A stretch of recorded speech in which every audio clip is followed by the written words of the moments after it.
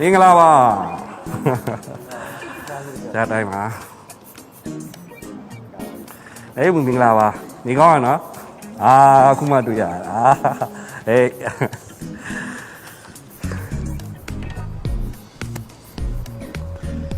ကဲအားလုံးသိကြတဲ့အတိုင်းပဲ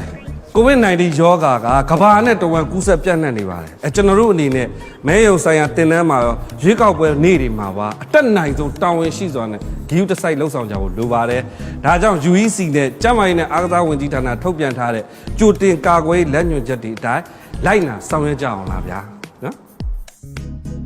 လက်ကိုရေစက်ပြာသုံးမှုလက်တန့်စီးသုံးပြု၍မကြာခဏစေးကြောပါလက်ကိုပါးစပ်မျက်စိနှာခေါင်းတို့နဲ့ထိတွေ့ခြင်းမှာရှောင်ကြည့်ပါချောင်းဆိုးနာချီလျင်တရောင်စစ်ကိုအသုံးပြုကာကွယ်ပါပြီးလျင်လက်ကိုတေချာစေးကြောပါဖြစ်နိုင်ရင်တခြားသူများနဲ့အနည်းဆုံး6ပေအကွာမှာသာပြောဆိုဆက်ဆံပါနှာခေါင်းစီအမြဲတက်စင်ပါအကယ်၍ချောင်းဆိုးခြင်းဖျားနာခြင်းကဲ့သို့လက္ခဏာများရှိပါကမဲရုံကိုပြောပြီးကျန်းမာရေးအကူအညီတောင်းခံပါမဲရုံတွေမှာလည်း COVID-19 ကာကွယ်လက်ညွှန်ချက်တွေနဲ့အညီလိုက်နာဆောင်ရွက်ကြဖို့လိုပါတယ်မဲရုံအတွင်းနဲ့အပြင်နှစ်ခုစလုံးမှာဆန္ဒမဲပေးပိုင်ခွင့်ရှိတဲ့သူတွေတန်းစီနေရာယူနိုင်ရန်အတွက်အကွာအဝေးညွှန်ပြတဲ့ကြမ်းကင်းအမှတ်အသားတွေပါထားရှိမှာဖြစ်ပါတယ်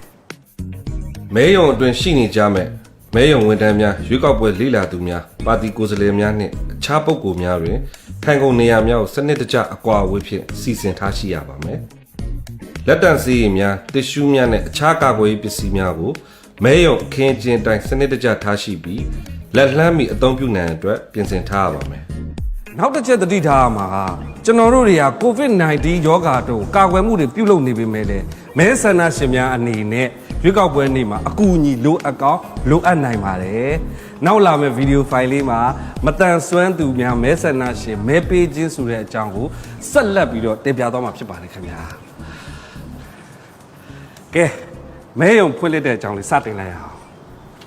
ဒါကတော့မဲယုံမှုဖြစ်ပါတယ်ခင်ဗျာဒါကတော့ဒူမဲယုံမှုဖြစ်ပါတယ်ခင်ဗျာမင်္ဂလာပါဒီမဲယုံနဲ့ပတ်သက်တဲ့ဒီဗီဒီယိုဖိုင်လေးကနေပြီးတော့ကြိုဆိုလိုက်ရအောင်ဒါဒုတိယမဲယုံပါမင်္ဂလာပါ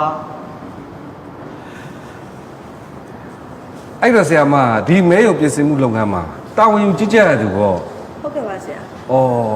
ဒီမဲယုံပြင်ဆင်မှုဆောင်ရွက်ခြင်းလုပ်ငန်းကလည်းအရန်ကိုအရေးကြီးရနော်အဲ့တော့ကျွန်တော်တို့အဆင့်တစ်ခုချင်းစီကိုလေ့လာအောင်ဗျာဟုတ်ကဲ့ဆရာမဒီမဲယုံမှာမတန်ဆွမ်းသူမဲဆန္ဒရှင်တွေလွယ်လွယ်ကူကူမဲပေးလို့ရအောင်လဲစီစဉ်ထားရတာပေါ့ဟုတ်ပါဆရာမဲယုံမဖွင့်ခင်တပတ်အလုံးမှာကျွန်တော်တို့အကြောင်းကြီးသွားပြီးတော့မဲယုံပြုလုပ်မဲ့စာသင်ခန်းဆောင်တွေရရှိမှုရှိမရှိရဲ့အကြောင်းကြီးရဲ့ထောက်ခံချက်ကရရှိမှုကအရန်အရေးကြီးပါတယ်ပြီးတော့ကျွန်တော်တို့မဲယုံပြုလုပ်မဲ့အခန်းတွေထဲမှာပါဝင်တဲ့အရာဝတ္ထုတစ်ခုစီတိုင်းပိုးသက်စေးဖြန်းပြီးတော့တန့်စင်ထားမှာဖြစ်ပါတယ်ရွေးကောက်ပွဲကျင်းပမဲ့နိုဝင်ဘာလ10ရက်နေ့မှာကျွန်တော်တို့မဲယုံတွေကိုမနက်6နာရီမှာစတင်ဖွင့်ပြီးတော့ညနေ4နာရီမှာပိတ်သိမ်းမှာဖြစ်ပါတယ်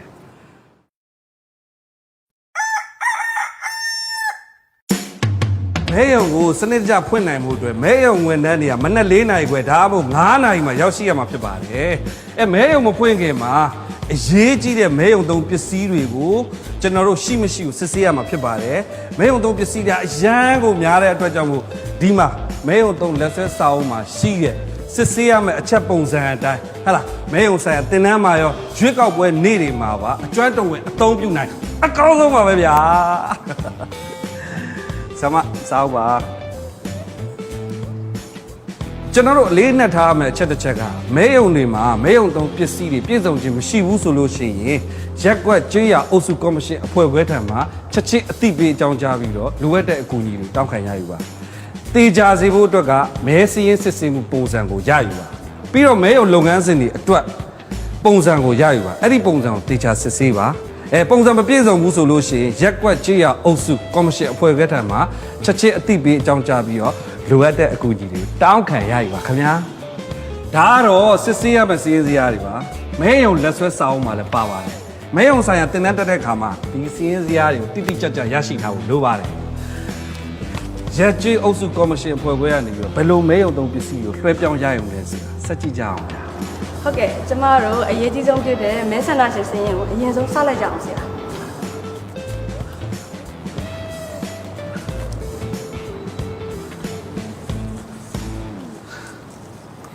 မင်္ဂလာပါဆရာ မင်္ဂလာပါဗျာ ဆရာကမဲယုံမဖွင့်ခင်မဲယုံသုံးပစ္စည်းတွေပေးဖို့ရောက်နေတာပေါ့နော်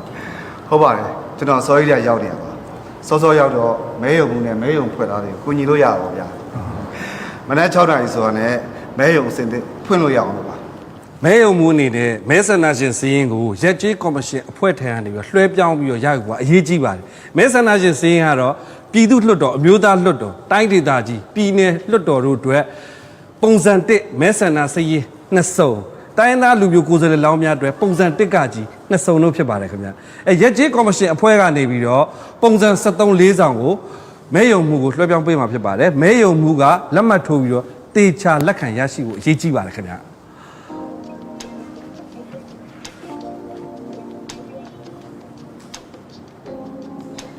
ရက်ကျေးအုပ်စုကော်မရှင်အဖွဲ့ဟာနေပြီးတော့ချိတ်ပိတ်ထားတဲ့မဲဆန္ဒနယ်အတွင်းဆန္ဒပြုပြီးဖြစ်တဲ့ကြိုတင်လက်မှတ်ထည့်ထားတဲ့မဲပုံးနဲ့မဲလက်မှတ်စာအုပ်ဖြတ်ပိုင်းတွေကိုလွှဲပြောင်းပေးရမှာဖြစ်ပါတယ်ခင်ဗျာ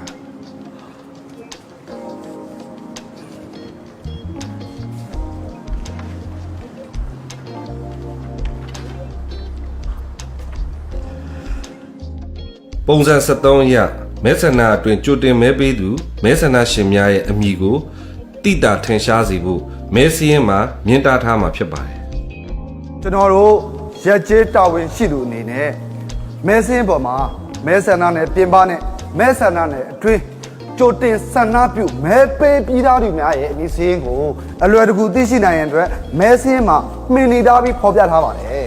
မှန်ပါတယ်ဗျာမှန်ပါတယ်မဲရုံလက်မှတ်ထိုးထားတဲ့ပုံစံ73နှစ်ဆောင်ကိုရက်ကျေးအုပ်စုကော်မရှင်အဖွဲ့ခက်တဲ့ပြန်လည်ပေးအပ်ပြီးတော့ပထမတစ်ဆောင်ကိုမဲရုံမှာတင်ထားမယ်ဒုတိယတစ်ဆောင်ကိုမဲရုံမှာကြီးညာပြီးကတ်ထားဖို့မမေ့နဲ့နော်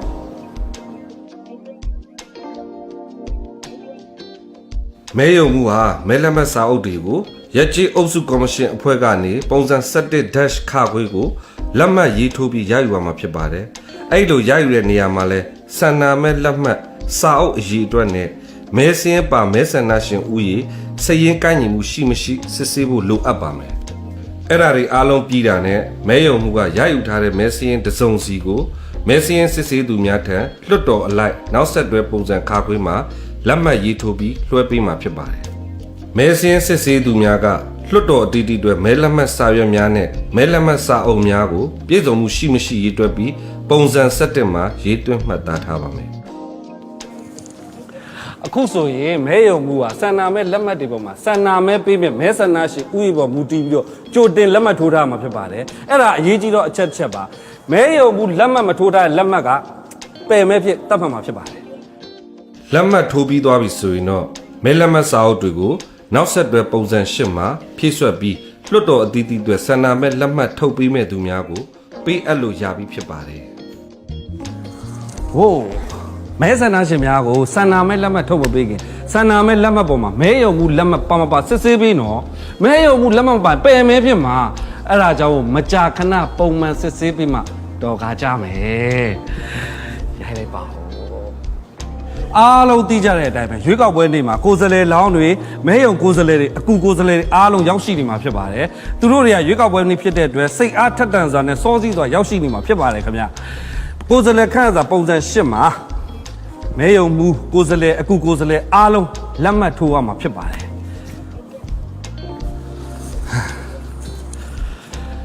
သူတို့တွေကရွေးကောက်ပွဲလုပ်ငန်းစဉ်တွေကိုစောင့်ကြည့်ဖို့အတွက်မဲယုံအတွင်းတွေကိုရောက်ရှိနေတဲ့သူတွေပါဒီမဲယုံတွေကိုသူတို့ဝင်ခွင့်ရဖို့အတွက် UEC ကနေအတိအမှတ်ပြုလုပ်ထားတဲ့ကပ်ပြားတွေကိုလယ်ဘေးမှာချိတ်ဆွဲထားခြင်းရှိမရှိကိုတေချာစစ်ဆေးဖို့လိုအပ်ပါတယ်ကဲအခုဆိုလို့ရှိရင်ကျွန်တော်တို့မဲယုံဖွင့်ဖို့အတွက်နောက်ဆုံးတစ်စစ်မဲကြံပါတော့အဲ့ဒါဘာလဲဆိုတော့မဲပုံးအလွတ်တွေကိုစန္ဒမဲပေးဖို့အတွက်မဲယုံဘူးကချိတ်ပိတ်ရမှာဖြစ်ပါတယ်မဲယုံမှုတစ်ယောက်အနေနဲ့မဲပုံးတွေဟာဆန္ဒမဲလက်မှတ်လွယ်ကူစွာထည့်နိုင်တဲ့အပေါက်ရှိမရှိကိုစစ်ဆေးရပါမယ်ပြီးတဲ့အခါမှာမဲပုံးများကိုလုံခြုံရေးကြိုးမချမီအလွတ်ဖြစ်ကြောင်းမဲယုံအတွင်းရှိသူအားလုံးပြရမှာဖြစ်ပါတယ်အတိတ်တွေများရှိမှပြပြီးတဲ့အခါလုံခြုံရေးကြိုးချီပြီးတတ်မှတ်ထားတဲ့နေရာမှာမဲပုံးများကိုထားရှိရပါမယ်မဲယုံမှုကမဲပုံးများလုံခြုံရေးကြိုးရဲ့အမှတ်စဉ်များကိုမဲယုံလက်ဆွဲမှာပါရှိတဲ့နောက်ဆက်တွဲပုံစံ9မှာဖြည့်ဆွတ်ပါမယ်လုံခြုံရေးကြိုးအမှတ်စဉ်များကိုရွေးကောက်ပွဲလေ့လာသူများမဲယုံကိုယ်စားလှယ်များကိုမှတ်သားထားနိုင်ရန်ခွင့်ပြုရပါမယ် အခုဆိုလို့ရှိရင်မနက်6နာရီထိုးကန်နေပြီဖြစ်တဲ့အတွက်မဲယုံစားဖွင့်မှုအချိန်ကနီးကပ်လာပါပြီခင်ဗျာမဲယုံအတွင်းမှာလည်းပြင်ဆင်မှုလုပ်ငန်းတွေပြီးစီးပြီဖြစ်တဲ့အတွက်မဲဆန္ဒရှင်များကိုလည်းဖိတ်ခေါ်လို့ရပါပြီအရေးကြီးတဲ့ချက်ကြံတယ်နော်အဲ့ဒါဘာလဲဆိုတော့မတန်ဆွမ်းသူမဲဆန္ဒရှင်များလွယ်ကူစွာမဲထက်နိုင်ရတဲ့အတွက်ကြိုတင်ဆောင်ရွက်ထားမှာအရေးကြီးပါတယ်ခင်ဗျာ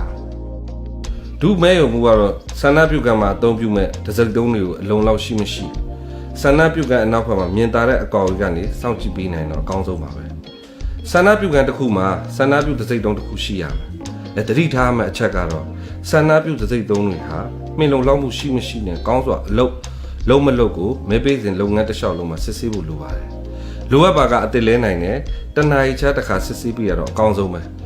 လိုအပ်ရင်အရေးအတွက်ကိုလည်းတောင်းဆိုနိုင်ပါတယ်ကဲအခုဆိုလို့ရှိရင်မဲယုံဖွင့်လှစ်ဖို့ပြင်ဆင်ဆောင်ရွက်မှုတွေအားလုံးပြီးစီးသွားပါပြီခင်ဗျာတခုတတိထားရမှာကမဲယုံမဖွင့်မီမှာမဲယုံအမှတ်စဉ်အမည်နဲ့ပုံစံ73ကိုမဲယုံရဲ့မြင်တာတဲ့တနေရာမှာကတ်ထားဖို့မမေ့နဲ့နော်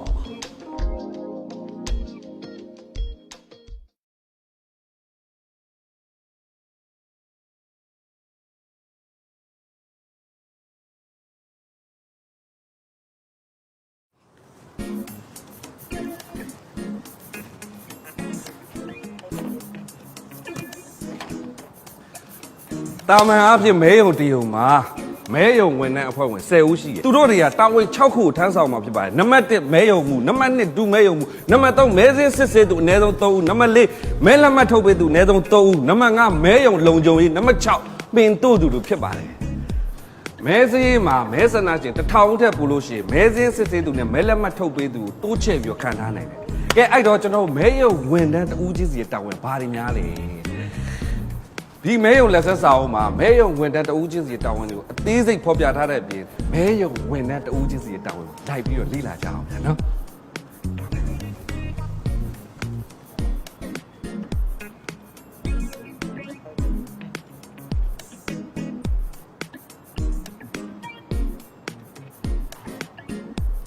မင်္ဂလာပါကျမကတော့မဲယုံမှုပါမဲယုံရဲ့လိုအပ်တဲ့နေရာတိုင်းမှာလိုအပ်ရင်လိုအပ်တယ်လို့ရှိနေပါမယ်ကျမကအဖွဲ့ခေါင်းဆောင်အဖြစ်တာဝန်ယူဆောင်ရွက်ပြီးတော့မဲဆန္ဒရှင်များဆန္ဒမဲပေးရတွင်အဆင်ပြေချုံးဝအောင်လို့လိုအပ်တဲ့အရာတွေကိုပြင်ဆင်ဆောင်ရွက်ပါတယ်ကျမတို့ရဲ့မဲယုံမှုတွေဟာရေဘူးရအားဖြင့်မဲပေးခြင်းတတ်မှတ်ပုံစံများကိုပြည့်စွက်ခြင်းနဲ့မဲယုံအတွင်းလုပ်ငန်းဆောင်တာများကိုအဆင်ပြေချုံးဝအောင်လို့တာဝန်ယူဆောင်ရွက်ရပါတယ်ကျမတို့ရဲ့မဲယုံဝန်တန်းအဖွဲ့ဝင်တွေအနေနဲ့ကမဲဆန္ဒရှင်အဖွဲ့ဝင်တွေကိုလေးစားမှုရှိရှိနဲ့ယဉ်ကျေးသိမ်မွေ့စွာဆက်ဆံဖို့အမတန်မှအရေးကြီးလာပါတယ်ဒီမဲယုံလက်ဆွဲစာအုပ်မှာလည်းကျမတို့ရဲ့တာဝန်တွေကိုဖော်ပြထားပါတယ်မဲယုံဖွင့်လှစ်ခြင်းဆိုင်ရာဆောင်ရွက်ရမယ့်အဆင့်တွေကိုလေ့လာပြီးတဲ့အခါမှာတော့ကျမမဲယုံမှုကမနက်6နာရီမှာမဲယုံဖွင့်လှစ်ကြောင်းကြေညာပါမယ်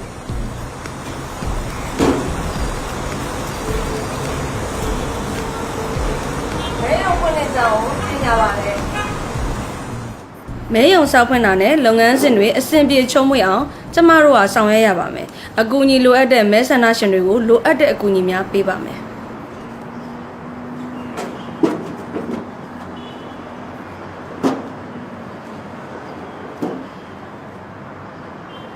မဲယုံတွေရဲ့သတ်မှတ်ချက်တွေအတိုင်းကိုလိုက်နာဆောင်ရွက်စေပါမယ်။ဖြည့်ရှင်းနိုင်တဲ့ကိစ္စတွေကိုဖြည့်ရှင်းပါမယ်။တာမန်မဟုတ်တဲ့ကိစ္စတစုံတရာပေါ်ပေါက်လာပါကရက်ွက်ကျွေးရအုပ်စုကော်မရှင်အဖွဲ့ခွဲတွေကိုအသိပေးပါမယ်။ညနေ4နာရီမှာတော့မဲယုံအားလုံးကိုပိတ်သိမ်းပါမယ်။အကယ်၍ညနေ4နာရီထိုးသည့်အထိမဲယုံပရဝုံအတွင်းမှာတန်းစင်နေတဲ့မဲဆန္ဒရှင်တွေရှိပါကထိုမဲဆန္ဒရှင်များမဲထဲဝင်မှုပြီးသည့်အထိကိုစောင့်ဆိုင်းပေးပါမယ်ရှင်။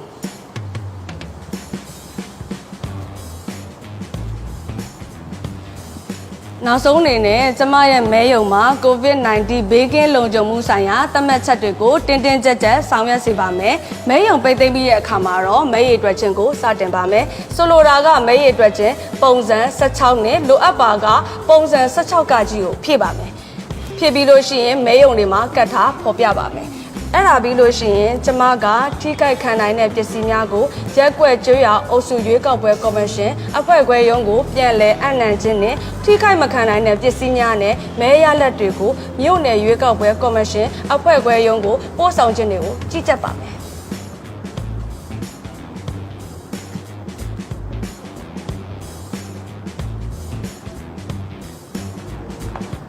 မင်္ဂလာပါ ကျွန်တော်တော့ဒုတိယမဲယုံဖြစ်ပါတယ်ကျွန်တော်ရဲ့တောင်းကတော့လွတ်လပ်တရားမျှတပြီးတော့ပွင့်လင်းမြင်သာမှုရှိတဲ့ရွေးကောက်ပွဲဖြစ်အောင်မဲယုံဝန်ထမ်းတွေကိုတက်ဆိုင်ရာနေရာမှာတာဝန်ပေးပြီးတော့မဲယုံမှုကိုလိုအပ်တဲ့ပုံစံပြုဖြစ်ပါတယ်ပြီးတော့ရွေးကောက်ပွဲနေ့မတိုင်ခင်မှာလည်းမဲယုံဝန်ထမ်းတွေကိုလိုအပ်တဲ့အစည်းအဝေးတွေပြုလုပ်တဲ့ပြင်လိုအပ်တဲ့သင်တန်းတွေကိုပေးပါတယ်မဲယုံမှုမရှိတဲ့အချိန်မှာသူ့ကိုယ်စားကျွန်တော်တောင်းပြောပါတယ်အခုလိုကိုဗစ် -19 ကာလအချိန်ကြီးမှာတော့မဲယုံတွေမှာကျန်းမာရေးနဲ့ဘေးကင်းလုံခြုံရေးဆိုင်ရာတိုင်းနာမှုရှိဖို့နဲ့မဲယုံတွေနဲ့ပြင်ပတွေမှာအဲ့အခင်းချင်းတွေကိုဘေးကင်းလုံခြုံဖို့မဲထည့်ရေးဆိုင်ရာလိုအပ်တဲ့အကူအညီတွေကိုပေးဖို့ကျွန်တော်တာဝန်ယူရပါတယ်ကျွန်တော်ကအသုံးဆောင်ပစ္စည်းများနဲ့မျက်နှာပြင်များကိုပို့တက်ခြင်းနဲ့တကိုယ်ရည်သုံးကာကွယ်ပစ္စည်းများဖြစ်တဲ့ PPE ဝတ်စုံများကိုလိုအပ်တဲ့နေရာတွေမှာထားရှိစေအောင်ကြီးကြပ်တာဝန်ယူပါတယ်ဒါ့အပြင်မတန်ဆွမ်းမဲဆန္ဒရှင်များနဲ့မဲယုံတွေဝင်ရောက်ဖို့ခွင့်ပြုထားတဲ့တက်ဆိုင်ရာပုဂ္ဂိုလ်အားလုံးစောင့်ကြည့်လေ့လာသူကိုယ်စားလှယ်ရက်ကြီးကော်မရှင်ခွဲအဖွဲ့ဝင်များမဲယုံတွေဝင်လာနိုင်တဲ့အနေအထားဖြစ်အောင်ကြီးကြပ်တာဝန်ယူရပါတယ်နောက်ပြီးမဲဘုံအလွတ်တွေကိုလည်းမဲယုံတွင်ရောက်ရှိနေသူများကိုအလွတ်ဖြစ်ကြောင်းပြသခြင်းမဲဘုံကို၄ဘက်၄တိုင်လုံခြုံစွာပိတ်ထားခြင်းမဲယုံလက်ဆက်စာအုပ်မှာလုံခြုံရေးအမှတ်စဉ်မှတ်သားခြင်းနဲ့တတ်မှတ်နေရာထားရှိခြင်းစတာတွေအတွက်မဲယုံမှုကိုကူညီဆောင်ရွက်ရပါတယ်နောက်ပြီးစန္ဒပြုတစိမ့်တုံးတွေကိုအဖုံးဖွင့်ထားခြင်းအဲ့ဒီတစိမ့်တုံးတွေကိုလျှို့ဝှက်စန္ဒမဲပေးတဲ့အခန်းတွေမှာထားရှိခြင်းကိုဆောင်ရွက်ရပါတယ်အဲ့တော့အစဉ်ပြေမှုရှိမရှိကိုမဲပေးတဲ့လုပ်ငန်းစဉ်တစ်လျှောက်လုံးမှာကျွန်တော်ရန်ဖန်ရကစစ်ဆေးရပါတယ်ဒီတစိမ့်တုံးတွေရဲ့အဖုံးတွေကိုလည်းမဲပေးတဲ့ကာလတစ်လျှောက်လုံးမှာကျွန်တော်အမြဲတမ်းဖွင့်ထားပေးပါတယ်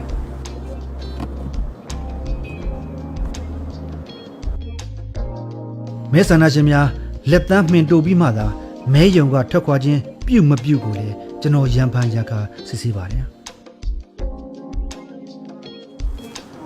ထူးခြားမှုတစ်စုံတစ်ရာရှိခဲ့ရင်မဲယုံမှုကိုကျွန်တော်ကြောင်းကြပါတယ်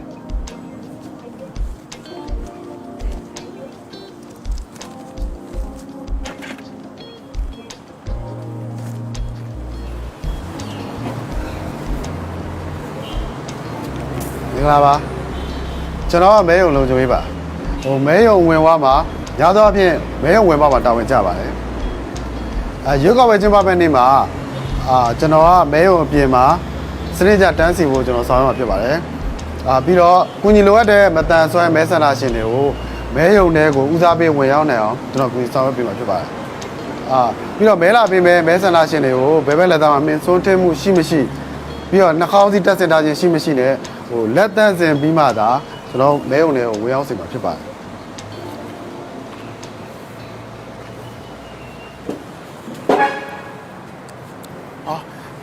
အားလုံးပဲအနီအောင်မဲ့သားတိုင်းရပ်ပေးကြပါတယောက်တယောက်ခက်ခွာခွာလေးနေပေးကြပါနော်ပြီးတော့မျက်နှာဖုံးတွေနှာခေါင်းစည်းတွေတတ်ထားပေးပါနော်ညီမကြီးနောက်ကမတန်ဆွမ်းမဲဆန္ဒရှင်ကိုလေမဲယုံနဲ့ရင်ဘေးဝင်လို့ရပါဟုတ်ကဲ့ရပါရဲ့ရှင်ဆန္ဒကတတိမထားမိလိုက်လို့ပါကျေးဇူးတင်ပါတယ်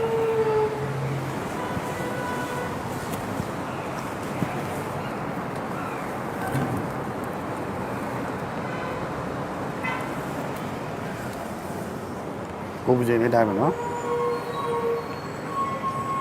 ကိုချိန်ကောင်းပါရဲ့ညီမဒီပြီးခဲ့တဲ့နှစ်ပတ်အတွင်းကဖျားနာတာချောင်းဆိုးတာနှာရည်ယိုတာဒါမှမဟုတ်နေထိုင်မကောင်းတာတခုခုများရှိခဲ့လားမရှိပါဘူးစိတ်ကမလို့ဟုတ်ပါအဲ့လက်လက်စေးလေးတော့ပြောနော်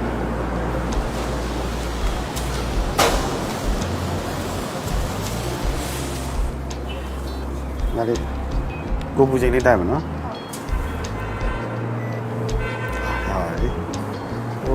ဒီမှာလေးလွန်ခဲ့တဲ့နှစ်ပတ်အတွင်းက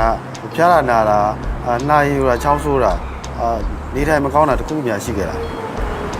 မကြသေးခင်ကတော့နေမကောင်းဖြစ်ထားပါတယ်ဒါနဲ့အခုပြောက်သွားပါပြီညမကောင်းလို့ဖြစ်တယ်လို့ထင်တာပဲဟုတ်ကဲ့အခုလိုပွင့်လေးပြောပြပေးလို့ကျေးဇူးတင်ပါတယ်ကျွန်တော်ဘက်ကကြိုးလေးကာကွယ်လေးရသွားတာဟုတ်ကဲ့ပါရှင်ဟန်ကျင်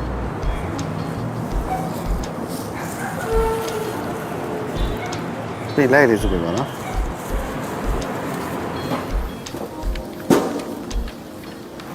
ကျမပထမဆုံးချိန်မဲပေးနေတူပါအဲ့ဒါကြောင့်ဒီမှာမဲပေးလို့ရလားမရလားအသေးချာမသိရသေးဘူးဖြစ်နေဘယ်လိုလုပ်ကြမလဲမသိဘူးညီမနာမည်မဲစင်းထဲမှာပါဟိုမှာကြီးညာထားတဲ့စိုင်းမုတ်ပါတွားကြည့်လို့ရပါ တကယ်လို့ညီမနာမည်မဲစင်းထဲမှာတွေ့အမှတ်စင်မှာတစ်ခါလေးမှတ်ခဲ့ပါပြီးရင်ဒီနေရာမှာလာပြန်ပြီးတော့တန်းစီလာ ကျေးဇူးတင်ပါတယ်ရှင်ဟိုကျမလည်းပထမဆုံးမဲပေးရတာဆိုတော့လေအရင်စိတ်လှုပ်ရှားနေကြပါ ဟုတ်ကဲ့ ဆက်ကြည့်လိုက်ပါဦး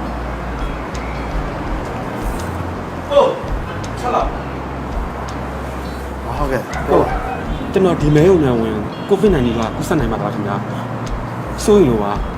ဟုတ်ကဲ့ပါ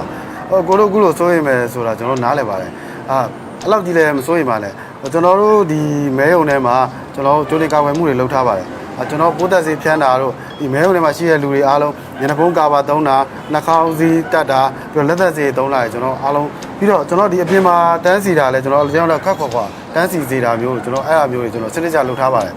ခုနကိုလည်းကြားမှတင်ပါတယ်ဟိုအရှိရမဲဆန္ဒရှင်တူကနေထိုင်မကောင်းဖြစ်ခဲ့တယ်ဆိုတာလေအဲ့တော့ तू အစာအိမ်ကြောင်ပဲဖြစ်ဖြစ်ပေါ့နော်နေထိုင်မကောင်းတာပဲဖြစ်ဖြစ်ပေါ့ကျွန်တော်ဘက်ကနေပြီးတော့ဟိုလက်အိတ်တွေနှာခေါင်းစည်းတွေလက်သက်စည်းတွေကျွန်တော်30ပြီးတော့ကျွန်တော်ထဲဝင်ခိုင်းတာပါအဲ့အတွက်ဟိုအကိုတို့အနေနဲ့လည်းနှာခေါင်းစည်းတက်ထားမယ်တယောက်တယောက်ခက်ခွာနေမယ်လက်သက်စည်းသုံးမယ်ဆိုရင်စိုးရိမ်တာမရှိပါဘူးဗျာ ဟုတ်ကဲ့ပါဗျာမြင့်ရှင်းတယ်ပဲကျေးဇူးပါ ကောင်းပါကိုပူချိန်လေးနိုင်မယ်နော် ဟုတ်ကဲ့ပါကောင်းပါရဲ့ ကျေးဇူးပါဟုတ်ကဲ့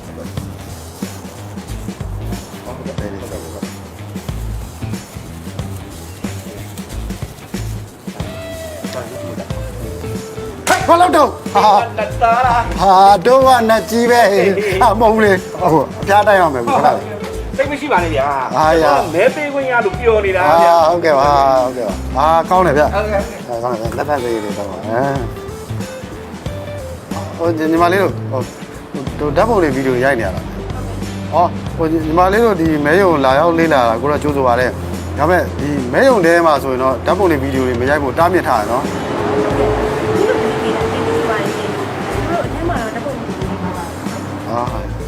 ညီမခဏလေးကိုပူချိန်လေးတိုက်မယ်နော် ကျမတော့မဲစင်းစစ်တဲ့သူဖြစ်ပါတယ်ရှင်ကျမတို့ကမဲစင်းစာရက်တွေစုံလင်စွာရှိမရှိနဲ့မဲဆန္ဒရှင်တွေရဲ့နာမည်တွေမှန်ကန်မှုရှိမရှိကိုစစ်ဆေးပါမယ်ရှင်ကျမတို့ကတတိတခြားစီနေရာစီထိုင်ကြပါတယ်ရှင်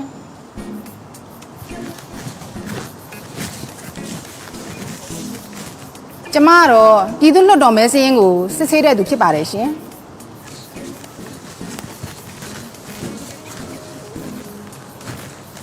ဒါကတော့အမျိုးသားလွှတ်တော်မဲစင်းကိုစစ်ဆေးတဲ့လူဖြစ်ပါတယ်ရှင်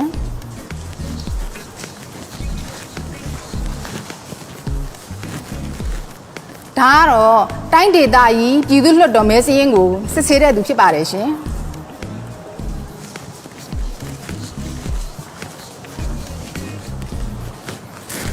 ဒါကတော့တိုင်းသားလူမျိုးတွေရဲ့မဲစင်းကိုစစ်ဆေးတဲ့သူဖြစ်ပါတယ်ရှင်ကျမတို့စီမှာမဲစင်းလာစစ်တဲ့မဲဆန္ဒရှင်တွေကိုတတ်မှတ်ထားတဲ့နေရာအကွာအဝေးမှာတန်းစီစေမယ်ပြီးတဲ့အခါကျတော့လက်တန့်စေးရေးကိုအသုံးပြုဖို့အတွက်ကိုကျမတို့ကသတိပေးပါမယ်ရှင်ပြီးတဲ့အခါကျတော့မဲဆန္ဒရှင်တွေရဲ့အမည်နဲ့၎င်းတို့ရဲ့အမှတ်စဉ်ကိုလည်းကျမတို့ကမှတ်သားထားပါမယ်ရှင်တချို့သောမဲဆန္ဒရှင်တွေကနိုင်ငံသားစီစီရေးကတ်တွေကိုပြသကြပါမယ်အဲ့ဒီမှာသူတို့ရဲ့နိုင်ငံသားစီစီရေးကတ်တွေကိုသွားမထိပါနဲ့အဲ့ဒီမှတ်ပုံနဲ့အထောက်အထားကတ်တွေကိုစပွဲပေါ်မှာတင်တို့ဘက်ကိုမျက်နှာမူတဲ့အနေအထားအတိုင်းနဲ့ပဲတင်ပါစီသို့တော့လုံးဝမထိပါနဲ့မဲဆန္ဒရှင်အမည်ကိုတွေ့ခဲ့ပြီဆိုရင်တော့စည်ရင်းကိုစပွဲရဲ့တောင်ဆုံးမှာထားပါပြီးရင်မဲဆန္ဒရှင်ကိုလက်တန့်ဆင်စေခိုင်းလိုက်ပါပြီးတဲ့အခါကျတော့ဘောပင်နဲ့မိမိရဲ့နေရာမှာလက်မှတ်ထိုးခိုင်းလိုက်ပါဘောပင်ပါလာတဲ့မဲဆန္ဒရှင်ဆိုရင်တော့သူ့ရဲ့ဆန္ဒအတိုင်းပဲဖြစ်ပါစီလက်မှတ်မထိုးတတ်တဲ့မဲဆန္ဒရှင်ဆိုရင်တော့သူ့ရဲ့ဘယ်ဘက်လက်မလက်ပွေနဲ့မိမိရဲ့နေရာကိုလက်မှတ်ထိုးပါစီအကယ်၍လက်ချောင်းများမစုံခဲ့တဲ့မဲဆန္ဒရှင်ဖြစ်ခဲ့မယ်ဆိုရင်တော့တင့်တော်ရာခန္ဓာကိုအစိတ်အပိုင်းတစ်ခုခုနဲ့လက်မှတ်ထိုးပါစီမင်းမတိုးမီလက်ဆေးရည်နဲ့လက်ဆေးဖို့မဲဆန္ဒရှင်ကိုပြောပေးပါပထမဦးဆုံးအနေနဲ့ပြည်သူ့လွှတ်တော်စပွဲကမဲစရင်စစ်သူကမဲဆန္ဒရှင်ကိုတစ်ရှူးစက်ကူနဲ့လက်တန့်ဆင်ဖို့နဲ့အဲ့ဒီတစ်ရှူးကိုမဲယုံအပြင်ထွက်သည့်အထိအသုံးပြုဖို့ကိုလည်းပြောပေးပါတစ်ရှူးစက်ကူစာရွက်မလုံလောက်မှာကိုစိုးရိမ်တာဆိုတာလေးကိုပါထည့်ပြီးပြောပြပေးပါအခုပြောမယ့်အချက်တွေပါဝင်ခဲ့လို့ရှိရင်မဲယုံမှုကိုချက်ချင်းအကြောင်းကြားမှာဖြစ်ပါတယ်မိမိကမဲပေးတဲ့သူနာမည်စီးရမှာမပါဝင်ခဲ့ရင်မဲပေးတဲ့သူဖြစ်ခဲ့ပြီးတယ်လို့သတ်မှတ်ချက်ရှိခဲ့ရင် ကြိုတင်မဲပေးခဲ့ပြီးပါပြီလို့မှတ်သားထားခဲ့ရင်တပားသူအယောင်ဆောင်ပြီးတော့မဲလာပေးခဲ့ရင်မဲပေးတဲ့စရင်မှာကိုဟာမဲပေးတဲ့သူမဟုတ်ပါဘူးလို့တန်တရားရှိခဲ့ရင်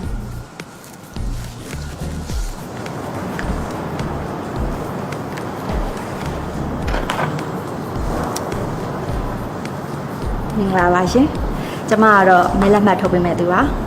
တက်ဆိုင်ရာကိုယ်စားလှယ်လောင်းများအတွက်ကျမတို့ကမဲလက်မှတ်လက်ခံဖြတ်ပိုင်းနဲ့မဲဆန္ဒရှင်များကမှားယွင်းစွာဖြင်းပြီးလို့မဲပုံတွေကိုမထည့်ပေးခင်မှာမဲလက်မှတ်ထပ်တောင်းလာခဲ့လို့ရှင်မဲလက်မှတ်အသစ်ထုတ်ပေးရပါမယ်ပြီးတော့ကျမတို့ကတိတက်ခွဲပြီးတော့ထိုင်ကြရပါမယ်ကျမကတော့ပြည်သူ့လွှတ်တော်ကိုယ်စားလှယ်လောင်းအတွက်လက်မှတ်ထုတ်ပေးမယ်သူပါဒီမောင်လေးကတော့အမျိုးသားလွှတ်တော်အတွက်မဲလက်မှတ်ထုတ်ပေးမယ်သူပါ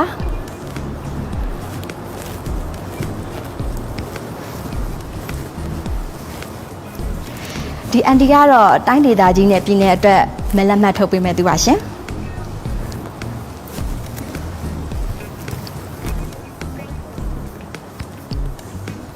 ဒီနေရာကတော့တိုင်းရင်းသားလူမျိုးအတွက်မဲလက်မှတ်ထုတ်ပေးမယ်နေရာပါရှင်မဲဆန္ဒရှင်များကကျမတို့စီကိုလာတဲ့အခါသတ်မှတ်ထားတဲ့အတိုင်းတန်းစီဖို့နဲ့ခောက်ခါနေဖို့ကိုသတိပေးရပါမယ်။ပြီးတော့မဲလက်မှတ်လက်ခံဖြတ်ပိုင်းစာရွက်နာမှာအောက်ပါတို့ကိုမှတ်သားထားရပါမယ်။မဲဆန္ဒရှင်အမည်မဲဆန္ဒရှင်ရဲ့နံပါတ်စဉ်အမှတ်မဲရုံရက်ကျေးအုပ်စုအမည်မဲလက်မှတ်စာအုပ်အမှတ်စဉ်ဥပမာမဲလက်မှတ်စာအုပ်အမှတ်စဉ်3စာမျက်နှာ15မဲအရေးအတွက်တိုင်းသတ်မှတ်ထားရပါမယ်။သို့တော့မဲလက်မှတ်ပေါ်မှာမရေးရပါမဲလက်မှတ်စာအုပ်ကိုစပွဲရဲ့တောင်ဆုံးမှာမဲဆန္ဒရှင်ဘက်ကိုမျက်နှာမူပြီးတော့ပို့တက်ထားတဲ့ဘောပင်ဖြင့်လက်မှတ်ကိုထိုးစေပါမိမိရဲ့ကိုယ်ပိုင်ဘောပင်ပါလာသူကလည်းမိမိရဲ့ကြက်နှစ်တရားကိုအသုံးပြုနိုင်ပါတယ်ပြီးတော့လက်မှတ်မထိုးတတ်တဲ့မဲဆန္ဒရှင်ကလည်းမိမိရဲ့ဘယ်ဘက်လက်မှတ်ဖြင့်ပင်ကိုတိုးစေပါလက်ချောင်းမစုံတဲ့မဲဆန္ဒရှင်များကလည်းတင့်တော်ရာခန္ဓာကိုယ်အစိပ်ပိုင်းကိုအသုံးပြုပြီးတော့မဲလက်မှတ်ကိုထိုးစေပါရှင်လက်မှတ်ထိုးပြီးတာနဲ့မဲလက်မှတ်ထုတ်ပေးသူကမဲလက်မှတ်ကိုအပေါက်ဖောက်ထားတဲ့အတိုင်းဖြတ်ပါမယ်မဲလက်မှတ်တစ်ခုကိုတစ်ခါထုတ်တစ်ခုပဲလှုပ်လို့ရတာကိုသတိပြုရပါမယ်မဲဆန္ဒရှင်ဘက်ကိုမျက်နှာမူလျက်စပွဲတောင်ဆုံးမှာမဲလက်မှတ်ကိုထားပါမဲလက်မှတ်ထုတ်ပေးသူကမဲဆန္ဒရှင်ကို၎င်းတို့ရဲ့ကြိုင်းနှစ်တရားကိုယ်စားလှယ်လောင်းအတွက်မဲလက်မှတ်မှာတစ်စိတ်တုံးထုဖို့ကိုရှင်းပြပေးနိုင်ပါတယ်သို့တော့ဘသူကိုဆိုပြီးတော့လုံးဝမပြောမိပါစေနဲ့ဒီလိုမျိုးစွန့်ထင်းပေါက်ပြဲနေတဲ့မဲလက်မှတ်ကိုမပေးပါနဲ့မဲဆန္ဒရှင်ကိုပေးတဲ့မဲလက်မှတ်ကစွန့်ထင်းပေါက်ပြဲနေလို့ရှိရင်မဲယုံမှုကိုချက်ချင်းအကြောင်းကြားပြီးအစားထိုးထုတ်ပေးဖို့ကိုခွင့်ပြုချက်တောင်းခံပါမဲလက်မှတ်တွေမဲယုံမှုလက်မှတ်ထိုးထားမထိုးထားဆိုတာကိုရခါစစ်ဆေးဖို့မမေ့ပါနဲ့မဲယုံမှုမထိုးထားတဲ့မဲလက်မှတ်ဟာတရားမဝင်ပါဘူးရှင်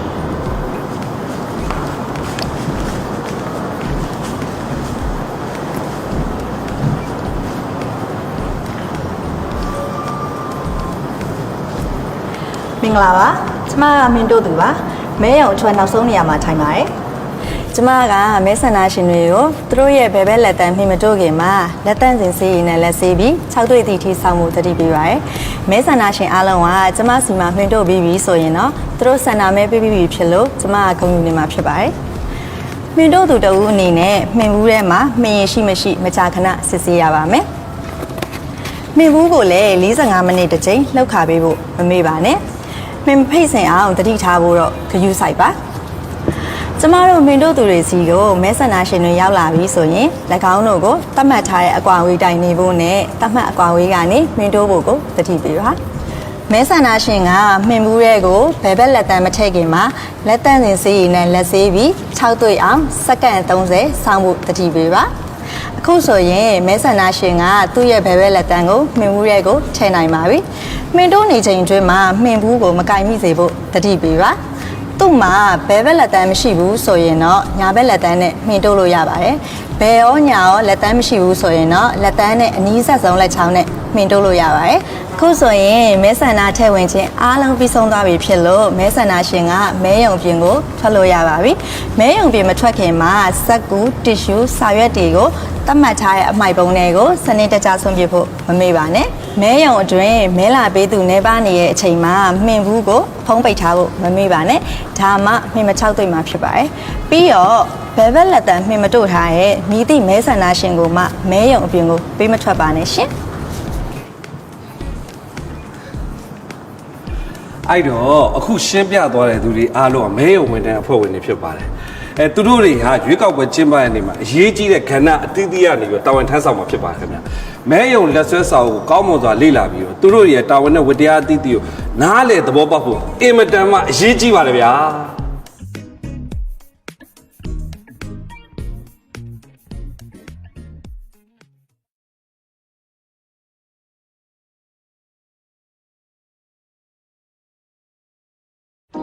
ကျွန်တော်တို့အခုဆိုလို့ရှိရင်မဲရုံပိတ်ချိန်နဲ့မဲရည်တက်မဲ့အချိန်ကိုရောက်ရှိနေပါပြီခင်ဗျမဲရုံညနေ4 နာရီအတိမှာပိတ်မှာဖြစ်ပါတယ်မဲရုံပိတ်တောင်းကိုရှင်းရပါတယ်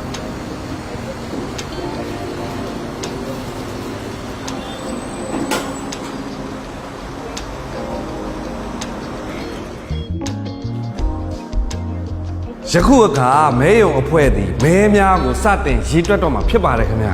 ပထမဆုံးအနေနဲ့မဲရုံမူသည်ပြည်တွင်းပြည်ပရွေးကောက်ပွဲစောင့်ကြည့်အဖွဲ့များကိုမဲရေးတွက်ခြင်းအားစောင့်ကြည့်ရခွင့်ပြုပေးရမည်ဖြစ်ပါတယ်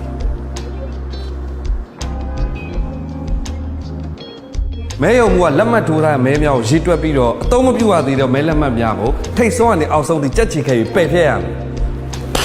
ကဲကျွန်တော်တို့မဲရည်တက်ပုံစတင်ကြပါစို့မဲရည်တက်ပုံကျွန်တော်တို့ကအစီအစဉ်တကျဆောင်ရွက်သွားမှာဖြစ်ပါတယ်ပထမဆုံးအနေနဲ့ကြိုတင်မဲပုံများကိုစတင်ရေးတွက်သွားမှာဖြစ်ပါတယ်အဲ့ဒီနောက်မှာတော့ပြည်သူ့လွှတ်တော်အမျိုးသားလွှတ်တော်တိုင်းဒေသကြီးတို့မဟုတ်ပြည်နယ်လွှတ်တော်တိုင်းရင်းသားလူမျိုးကိုယ်စားလှယ်လောင်းများပါခဲ့မယ်ဆိုလို့ရှိရင်၎င်းတို့ရဲ့မဲပုံများကိုဆက်လက်ပြီးတော့ရေးတွက်သွားမှာဖြစ်ပါတယ်ခင်ဗျာ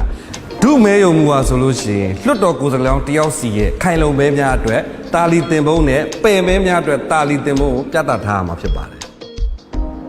မဲပုံးများကိုမဖွင့်မီလုံခြုံရေးချိတ်ပိတ်ထားမှုများပျက်စီးမှုရှိမရှိကိုတေချာစစ်ဆေးရမယ်။မဲပုံးများကိုရွေးကောက်ပွဲစောင့်ကြည့်အဖွဲ့အစည်းများ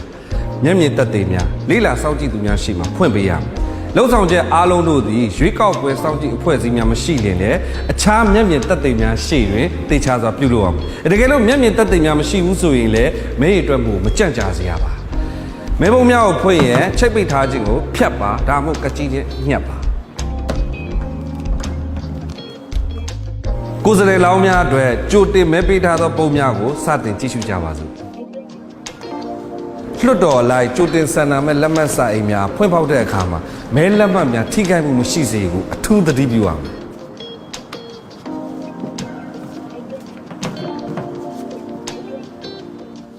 ယခုအချိန်မှာတော့မဲရုံဝန်ထမ်းတွေဟာပြည်သူ့လွှတ်တော်အတွက်မဲရည်တက်ခြင်းကိုလှုပ်ဆောင်ကြတော့မှာဖြစ်ပါတယ်ခင်ဗျ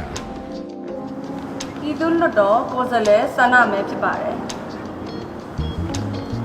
အမျိုးသားလွှတ်တော်ကိုယ်စားလှယ်ဆန္ဒမဲဖြစ်ပါတယ်မဲလက်မှတ်များပျောက်ဆုံးခြင်းမရှိစေရန်အတွက်ထုတ်ပေးထားသောမဲလက်မှတ်ရေးအတွက်နဲ့မဲပုံအတွက်ရှိမဲလက်မှတ်ရေးအတွက်ကတူညီနေရမှာဖြစ်ပါတယ်ကိုယ်စားလှယ်ဆန္ဒမဲဖြစ်ပါတယ်မဲရုံအဖွဲ့ဝင်များသည်မဲလက်မှတ်များကိုပယ်မဲလားခိုင်လုံမဲလားဆိုတာတေချာစစ်ဆေးနေပါပြီမဲရုံမူသည်ကိုယ်စားလှယ်လောင်းတယောက်စီရရှိတဲ့ခိုင်လုံမဲတွေကိုချင်းနှောင်းတဲ့အတွင်းတို့ရောက်ရှိခြင်းရှိမရှိကိုတေချာစစ်ဆေးပြီးတော့ပယ်မဲဖြစ်သတ်မှတ်ထားသောပယ်မဲလက်မှတ်များကိုလည်းပယ်မဲချင်းနှောင်းတဲ့တို့ရောက်ရှိမရှိတေချာစစ်ဆေးဖို့လိုပါတယ်ခင်ဗျာမဲလက်မှတ်တစ်ခုချင်းစီကိုမျက်မြင်သက်သေများနဲ့ရွေးကောက်ပွဲစောင့်ကြည့်သူများရှိမှာတေချာရှင်းလင်းပြရမှာနော်မြည်သည့်ကိုယ်စားလှယ်လောင်းကခိုင်လုံမဲရရှိကြောင်းလည်းကြေညာပေးရမယ်ဦးလိမ္မော်ကြီးရဲ့ရလက်မဲဖြစ်ပါတယ်ပြီးလို့ရှိရင်သက်ဆိုင်ရာကိုယ်စားလှယ်လောင်းတွေချင်းနှောင်းထဲမှာထည့်လိုက်ပါချင်းနှောင်းထဲကမဲရလက်တွေကိုလည်းတာလီစာရွက်ပေါ်မှာပြန်လည်ပြသရမှာဖြစ်ပါတယ်ဒါကတော့ပယ်မဲဖြစ်ပါတယ်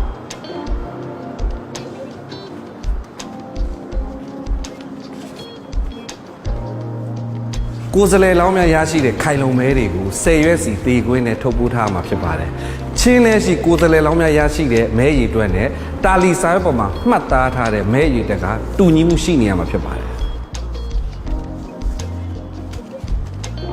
မဲပုံများအတွင်းမှာမဲများကိုရွေးတက်ပြီးတဲ့အခါမှာပုံစံ16တို့မှ16ကကြီးပေါ်တွေမှတ်တမ်းရေးသွင်းခြင်းကိုပြုလုပ်ပါမယ်ခင်ဗျာ။ ကိုယ်စလဲလောင်းတဦးချင်းစီရဲ့ရရှိတဲ့မဲအရေးအတွက်စုစုပေါင်းကိုကဏ္ဍဖြစ်ရေးသွင်းခြင်းနဲ့သူစာသားဖြစ်မှာရေးသွင်းပေးရမှာဖြစ်ပါတယ်မဲယုံလက်ဆွဲစာအုပ်မှာဥမာပေးထားတဲ့အတိုင်းရေးသွင်းရမှာဖြစ်ပါတယ်မဲရေးသွင်းပြီးတဲ့အခါမှာပုံစံ16တုံးလို့16ကကြီးပေါ်တွင်အတိတက်သိမ်များရှိနိုင်လက်မှတ်ထိုးပေးရမှာဖြစ်ပါတယ်ခင်ဗျ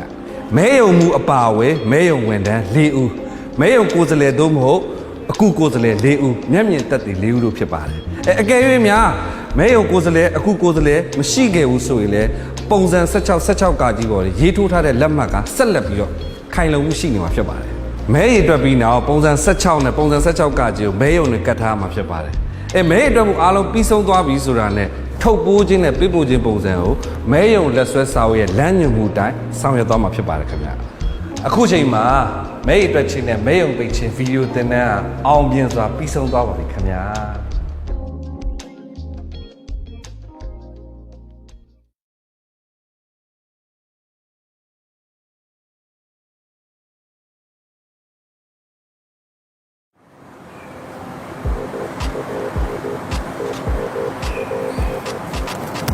ကျမတို့အားလုံးကမတန်ဆွမ်းမဲဆန္ဒရှင်တွေပါကျမတို့နောက်တစ်ချိန်မဲပေးရမယ့်အချိန်ရောက်လာပြီမှာပဲဒါကြောင့်ကျမတို့အားလုံးမိမိရဲ့အမည်များကိုမဲဆန္ဒရှင်စီးရင်ပါဝင်စေခြင်းအားတေချာအောင်ပြုလုပ်ပြီးကျမတို့ရဲ့ဆန္ဒတွေကိုထုတ်ဖော်နိုင်ရန်အတွက်တွားရောက်ဆန္ဒမဲပေးရင်အရေးကြီးပါတယ်မတန်ဆွမ်းမဲဆန္ဒရှင်များအကူအညီလိုသောမဲဆန္ဒရှင်များနဲ့ဆန္ဒမဲပေးပိုင်ခွင့်ရှိသူအားလုံးတန်းတူအခွင့်အရေးရတဲ့၎င်းတို့အားလုံးမဲယုံကိုလက်လန်းမိနိုင်ဖို့အရေးကြီးပါတယ်ခင်ဗျာမဲဆန္ဒရှင်များအနေနဲ့လက်ကိုမကြာခဏဆေးပေးဖို့ရယ်နှာခေါင်းစည်းအမြဲတထားဖို့ရယ်မမေ့နဲ့နော်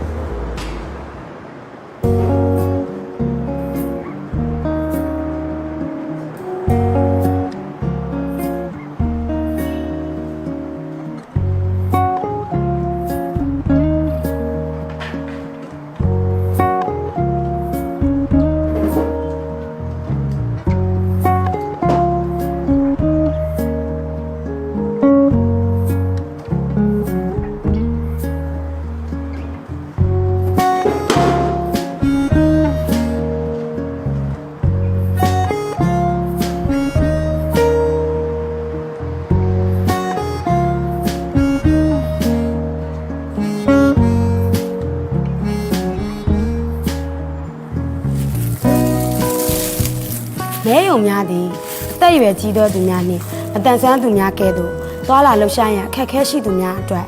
အစဉ်ပြေလက်လန်းမိနိုင်သောပုံစံဖြစ်ရပါမယ်မဲယုံများတွင်မတန်ဆွမ်းသူအမျိုးအစားအားလုံးအတွက်ဦးစားပေးနေရာများထားရှိရမှာဖြစ်ပါတယ်ရွေးကောက်ပွဲနေ့မှာမဲယုံမှုနဲ့မဲယုံလုံခြုံရေးတွေကအားလုံးတန်းတူလက်နက်မိနိုင်ရန်အတွက်တာဝန်ရှိသူများဖြစ်ရမယ်အတန်ဆွမ်းသူအများပြားသည်တစုံတဦး၏အကူအညီမယူဘဲဆန္ဒမဲပေးလိုကြပါတယ်ထို့သောသောမဲဆန္ဒရှင်များအတွက်တန်းတူလက်လန်းမိနိုင်မှုရရှိရန်အလွန်ပဲအရေးကြီးပါတယ်သို့သောမဲဆန္ဒရှင်များအတွက်မဲပေးခြင်းလုပ်ငန်းဆိုင်ရာတစ်စိတ်တစ်ပိုင်းဒါမှမဟုတ်လုပ်ငန်းစဉ်အားလုံးအတွက်ကူညီလိုကောင်းလိုပါလိမ့်မယ်မိသားစုဝင်များနဲ့တငယ်ချင်းများအားလုံးဒီလည်းကူညီပံ့ပိုးသူများဖြစ်လာနိုင်ပြီ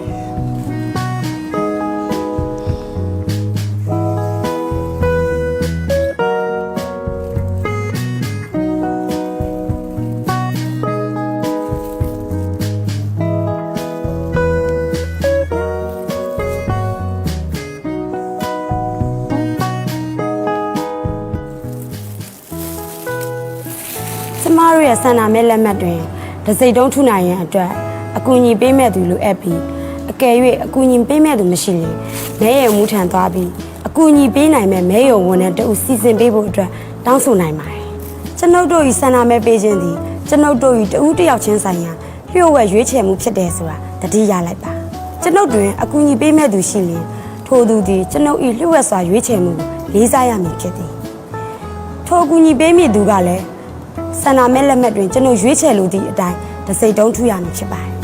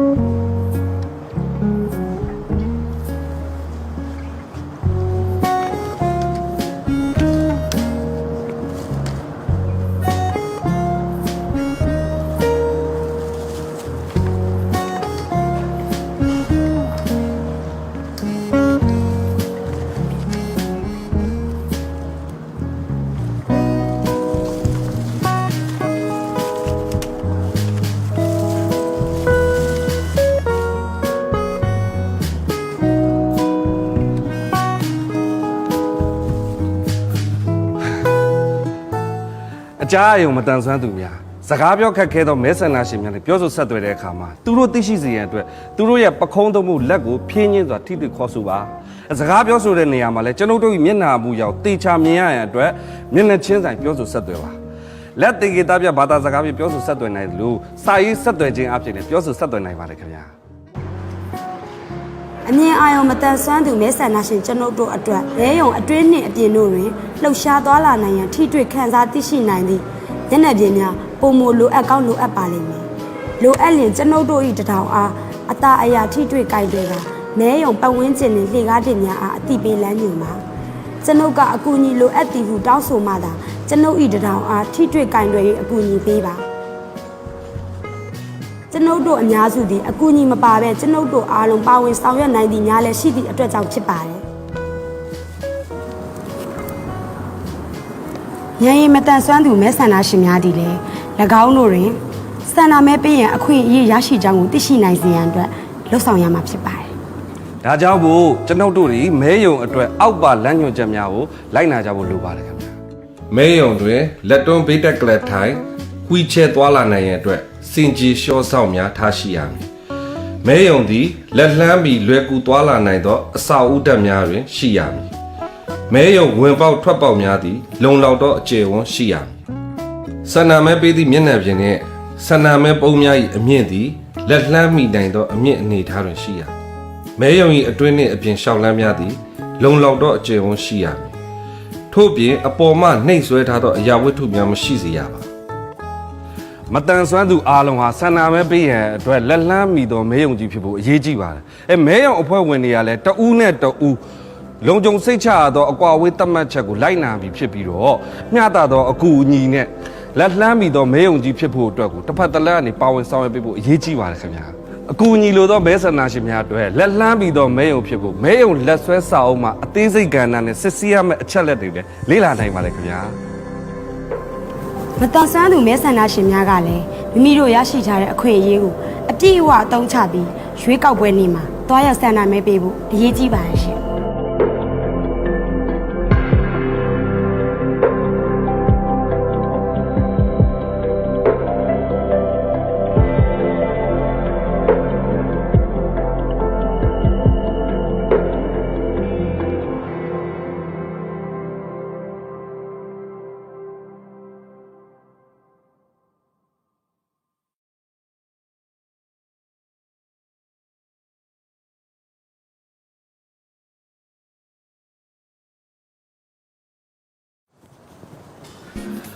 အားလုံးပဲမင်္ဂလာပါခင်ဗျာကျွန်တော်တို့ဆက်လက်ပြီးတော့မဲပေးခြင်းလုပ်ငန်းအဆင့်ကိုဆက်လက်ပြီးလေ့လာကြရအောင်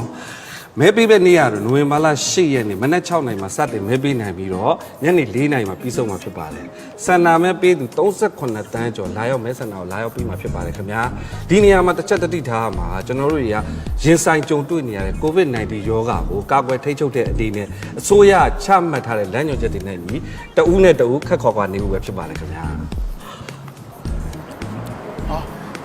အားလုံးပဲအနီအောင်မဲ့သားတိုင်းရပ်ပေးကြပါဟိုတယောက်တယောက်ခက်ခေါ်လေးနေပေးကြပါနော်ပြီးတော့ဟိုမျက်နှာဖုံးတွေဟိုနှာခေါင်းစည်းတွေတတ်ထားပေးပါနော်ဒီမကြီးဟိုနောက်ကမတန်ဆွမ်းမဲဆန္ဒရှင်ကိုလေမဲယုံနဲ့ရင်ပေးဝင်လို့ရပါတယ်โอเคရပါပြီရှင်ဆုံးမတတိမထားမိလိုက်လို့ပါကျေးဇူးတင်ပါတယ်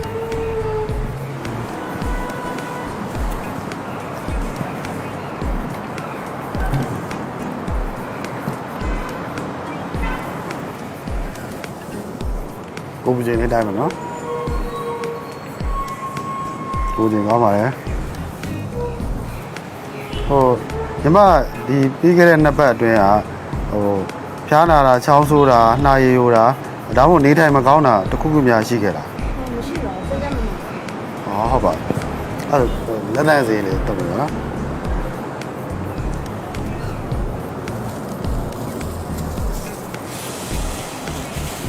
လက်လေးလေးတော့ဒါ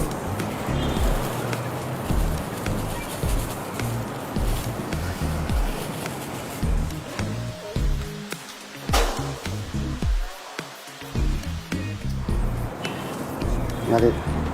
ကိုပူချိန်လေးတိုက်မယ်နော်ဟာလေဟိုဒီမှာလေးလွန်ခဲ့တဲ့နှစ်ပတ်အတွင်းကဖျားလာနာတာ နာရီဆိုတာချောင်းဆိုးတာနေထိုင်မကောင်းတာတခုများရှိခဲ့တာ မကြသေးခင်ကတော့နေမကောင်းဖြစ်ထားပါတယ်ဒါနဲ့အခုပြောက်သွားပါပြီဟိုညမကောင်းလို့ဖြစ်တယ်လို့ထင်တာပဲ ဟောဟုတ်ကဲ့အခုလိုပွင့်လင်းပြောပြပေးလို့ကျေးဇူးတင်ပါတယ်ဟိုကျွန်တော်ဘက်ကကြိုးလေးကာကိုလေးရသွားတာဟုတ်ကဲ့ပါရှင်ဟန်ကျတယ်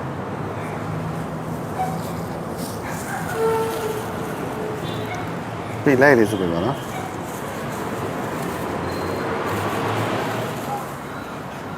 ပြောဆရာကြီးလဲတော့ကျွန်တော်လဲလိုချင်တယ်ဗျာ အကိုကြီးကနေတိုင်းမကောင်းဖြစ်ခဲ့တာရှိခဲ့လို့လား မရှိခဲ့တာဘောဗျာ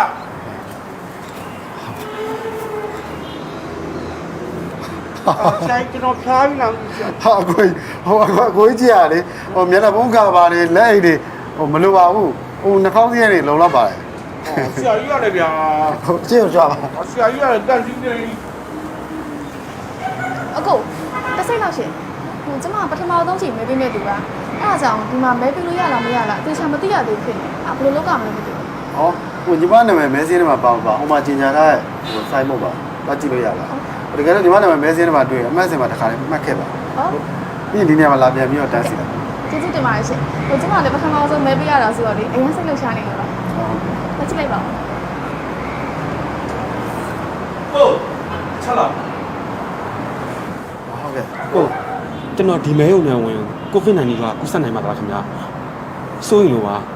ဟုတ်ကဲ့ပါဟိုကိုလိုကိုလိုစိုးရင်ပဲဆိုတာကျွန်တော်နားလည်ပါတယ်ဟာအဲ့လောက်ကြီးလည်းမစိုးရင်ပါနဲ့ကျွန်တော်တို့ဒီမဲရုံထဲမှာကျွန်တော်ကြိုးလေးကာဝယ်မှုတွေလုပ်ထားပါတယ်ကျွန်တော်ပိုးသက်စေဖြန်းတာတို့ဒီမဲရုံထဲမှာရှိတဲ့လူတွေအားလုံးမျက်နှာဖုံးကာပါသုံးတာနှာခေါင်းစည်းတက်တာပြီးတော့လက်သက်စေသုံးတာကျွန်တော်အားလုံးပြီးတော့ကျွန်တော်ဒီအပြင်မှာတန်းစီတာလည်းကျွန်တော်လျှောက်တော့ခက်ခေါ်တန်းစီစေတာမျိုးကျွန်တော်အဲ့အမျိုးတွေကျွန်တော်စနစ်ကျလုပ်ထားပါတယ်ဟိုခုနကိုလည်းကြားမှတင်ပါတယ်ဟိုကြည့်ရမဲဆန္ဒရှင်တုံးကနေထိုင်မကောင်းဖြစ်ခဲ့တယ်ဆိုတာလေအဲ့တော့သူအစာရင်ကြောင်ပဲဖြစ်ဖြစ်ပေါ့နော်နေထိုင်မကောင်းတာပဲဖြစ်ဖြစ်ပေါ့ကျွန်တော်ဘက်ကနေပြီးတော့ဟိုလက်အိတ်တွေနှာခေါင်းစည်းတွေလက်သက်စည်းတွေကျွန်တော်30ပြီးတော့ကျွန်တော်ထဲဝင်ခိုင်းတာပါအဲ့အတွက်ဟိုကိုတို့အနေနဲ့လည်းနှာခေါင်းစည်းတက်ထားမယ်တယောက်တော့ကတ်ခေါ်ခေါ်နေပဲလက်သက်စည်းသုံးမယ်ဆိုရင်စိုးရိမ်တာမရှိပါဘူး ဟုတ်ကဲ့ဗျာကိုအခုလိုရှင်းပြပဲကျေးဇူးပါ ဟုတ်ပါဘူး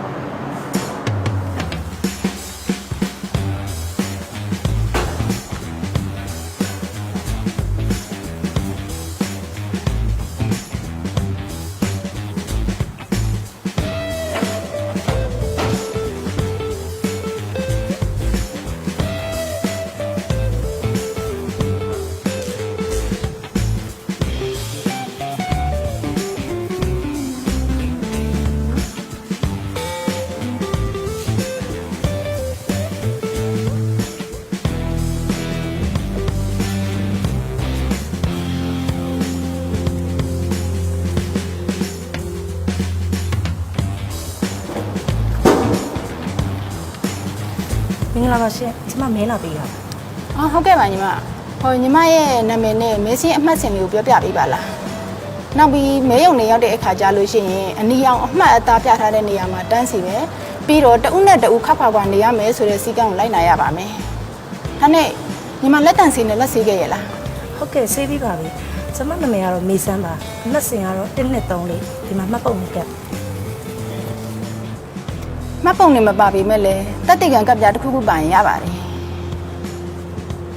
မှတ်ပုံနေကိုအမဘက်ကမျက်နှာမူရဲ့အနေထားလေးလှည့်ပေးပါလားညီမ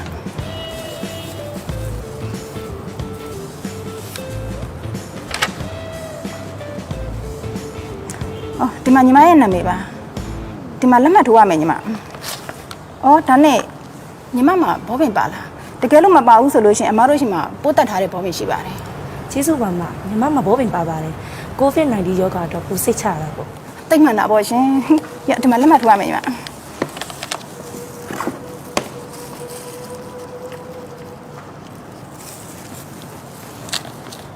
လက်တော့ဖို့တစ်ရှူလိုချင်နေဆိုရင်တော့ဒီမှာယူရလို့ရပါတယ်ဒါပေမဲ့ဒီတစ်ရှူကိုဒီမဲယုံတွဲမှာပဲအသုံးပြုပေးပါနော်ဒီတစ်ရှူကနောက်ထပ်လူတွေအတွက်လုံလုံလောက်လောက်ရှိဖို့ရယ်ဒီမဲယုံတွဲမှာအမှတ်မပွားဖို့ရယ်အတွက်ကိုကျမတို့ကကြိုတင်စီစဉ်ထားလို့ပါ ကဲပါရှင်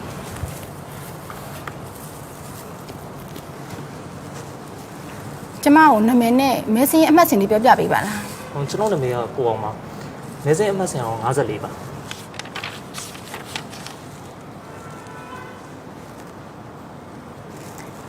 မဲစင်းပါအချက်လက်နဲ့အခုပြောတဲ့အချက်လက်တွေကလွဲနေရရှင် အပြင်မှာကတ်ထားတဲ့မဲစင်းနဲ့ရောတိုက်ပြီးစစ်ဆေးခဲ့ရလား ကျွန်တော်အဲ့ဒီတော့ကဒီဘက်မှာခင်ဗျကျွန်တော်ညီတော့ကြည်ပေးထားပါတယ် ဟုတ်မှတ်ပုံနဲ့နံပါတ်ပါလားကျမတိုက်ပြီးစစ်ဆေးကြည့်လိုက်မယ်လေ ရှိပါပြီ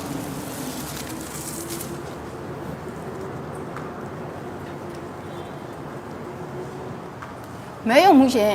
ဒီမှာသူပြောတဲ့အချက်လက်ရဲ့မဲစင်းရင်ပါအချက်ရဲ့လက်ရမှားနေတယ်ရှင်အဲ့တစ်ချက်လောက်ပြန်ပြီးစစ်ဆေးပေးပါအောင် ဘယ်လိုလွမ်းနေလို့ပါလဲရှင် ဟိုသူပြောတဲ့မှတ်ပုံတဲ့အမှားကကြတော့တစ်ချယ်မြင်းဆောင်ကမရနိုင်3134556ဖြစ်ပြီးတော့မဲစင်းနဲ့မှာကြတော့တစ်ချယ်မြင်းဆောင်ကမရနိုင်3143956ဖြစ်နေစီအောင် မင်းစင်းတွေကတ်ထားချင်ကြတော့သွားမကြည့်ပြဘူးလားမသိဘူးရှင် ဟုတ်ကဲ့အဲ့ဒီအချိန်တော့ကျွန်တော်ခီးလွန်နေတာပါကျွန်တော်နေတဲ့အိမ်ကကမာရွတ်မြို့နယ်ကားငင်ရုပ်ကမှာပါဟုတ်ဟိုမှာထိုင်နေတဲ့ဦးနိုင်နဲ့ကျွန်တော်နဲ့အိမ်ချင်းကပ်ရပါမေးလို့ရရှင်သူ့မေးလို့ရပါတယ် ဦးနိုင်လင်းဒီမဲဆန္ဒရှင်ကဦးနိုင်လင်းနဲ့အိမ်နီးနားချင်းလို့ပြောပါတယ်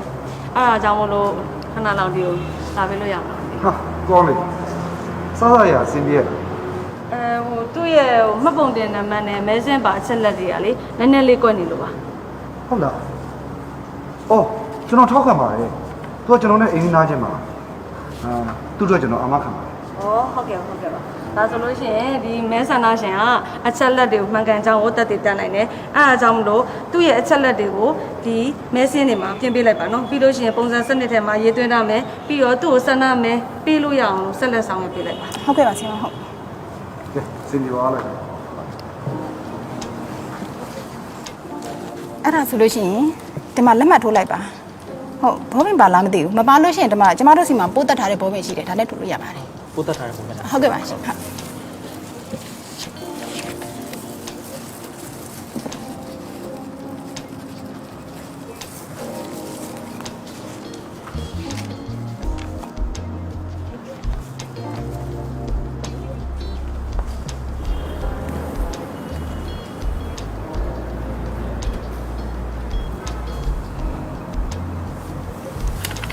လက်မှတ်ထိုးပေးပါ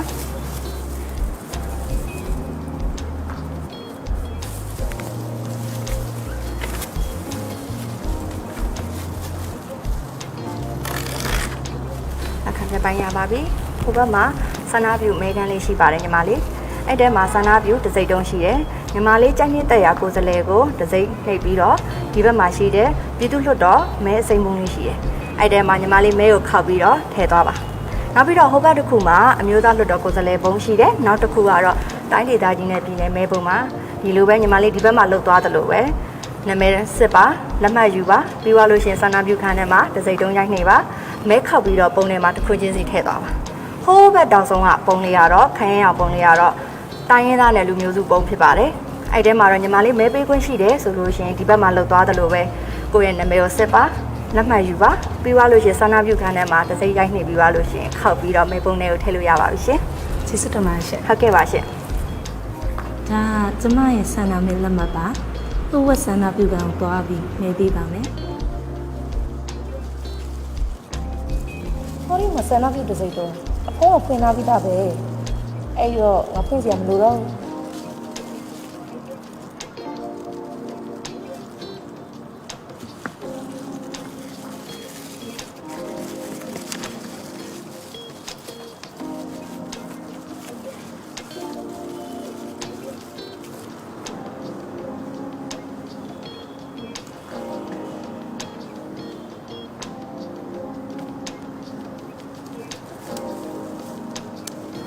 ပြည်သူ့လွှတ်တော်အတွက်ဆန္ဒမဲပေးပြီးတဲ့နောက်မှာအမျိုးသားလွှတ်တော်တိုင်းဒေသကြီးနဲ့ပြည်နယ်လွှတ်တော်များအတွက်လည်းတင်ပြထားတဲ့လုပ်ငန်းစဉ်များအတိုင်းဆက်လက်မဲပေးရမှာဖြစ်ပါတယ်။မဲပေးတဲ့အခါမှာအဆင့်၄ချက်ကိုကျွန်မလှုပ်ဆောင်ပါတယ်။ပထမအဆင့်အနေနဲ့ကတော့မဲစင်းစစ်ဆေးခြင်းဆန္ဒမဲလက်မှတ်ထုတ်ယူခြင်းဆန္ဒမဲလက်မှတ်ပုံမှာတစ်စိတ်တုံးခတ်နှိပ်ခြင်းမဲပုံနဲ့သူဆန္ဒမဲလက်မှတ်ထည့်ခြင်းလို့ပဲဖြစ်ပါတယ်။အမျိုးသားလွှတ်တော်အတွက်ဆန္ဒမဲပုံအရာကအပြရောင်ဖြစ်ပြီးတော့တိုင်းဒေသကြီးနဲ့ပြည်နယ်လွှတ်တော်အတွက်မဲပုံရောင်ကတော့ခရမ်းရောင်ဖြစ်ပါတယ်။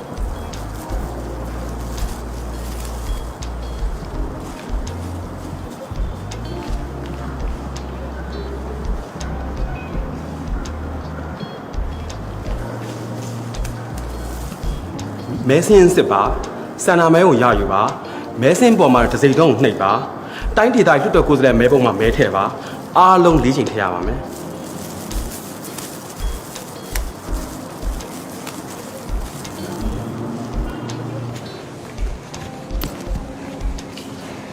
မင်္ဂလာပါရှင်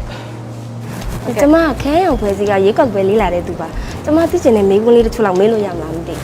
ရပါတယ်ရှင်အခုချိန်ဒီမဲပေးတဲ့လုပ်ငန်းစဉ်တွေဘယ်လိုရှိနေရှိလဲရှင်ထူးခြားဖြစ်စဉ်တွေရောရှိသေးလားမသိဟုတ်ကဲ့အဆင်ပြေပါတယ်အချိန်တွေလည်းအားလုံးကောင်းပါတယ်ဟုတ်ကဲ့ဆန္ဒမဲပေးတဲ့သူတွေကရောအားလုံးဘယ်နှယောက်လောက်လာပြီးမဲပေးပြီးလဲမသိဘူးနောက်ထပ်ကိုဘယ်နှယောက်လောက်ကြံသေးလဲမသိရှင်ဟုတ်ကဲ့အမရေအခုအချိန်ထိတော့ဆန္ဒမဲပေးထားပြီးတဲ့သူအရေးအတွက်နဲ့နောက်ထပ်မဲပေးရန်ကြံရှိနေသေးတဲ့မဲဆန္ဒရှင်စင်းများကိုဒီအမကိုတစ်ချက်လောက်ရှင်းပြပေးလို့ရမှာအခုချိန်ထိတော့916မဲပေးပြီးပါပြီနောက်ထပ်923ဦးကြံရှိပါသေးတယ်ကျေးဇူးပါရှင်ကျေးဇူးပြုပြီးအမှတ်သားတွင်းရက်ပေးပါရှင်ဆိုတော့ညီမမဲပေးပြီပေါ့ဟုတ်မြင်တူဘူးလားအဲ့ဒါဆိုလက်ကိုလက်တန့်စေးနဲ့စေးပါပြီးရင်စက္ကန့်30ခန်းခဏထားပြီးပါနော်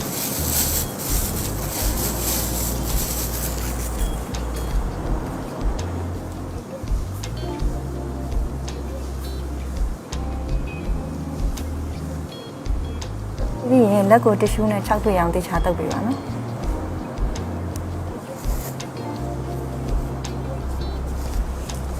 အဲ့ဒါဆိုမှင်တို့လို့ရပါပြီဘယ်ဘက်လက်တန်းကိုနှင်းအိုးနဲ့နှစ်ပြီးပထမစစ်ထိထည့်ထားရပါမယ်။ဟိုနှင်းအိုးကိုလက်နဲ့မထိပါစေနဲ့နော်။လက်သားကိုပဲအလဲတက်တက်ကိုနှစ်ထားပေးပါ။ရပါ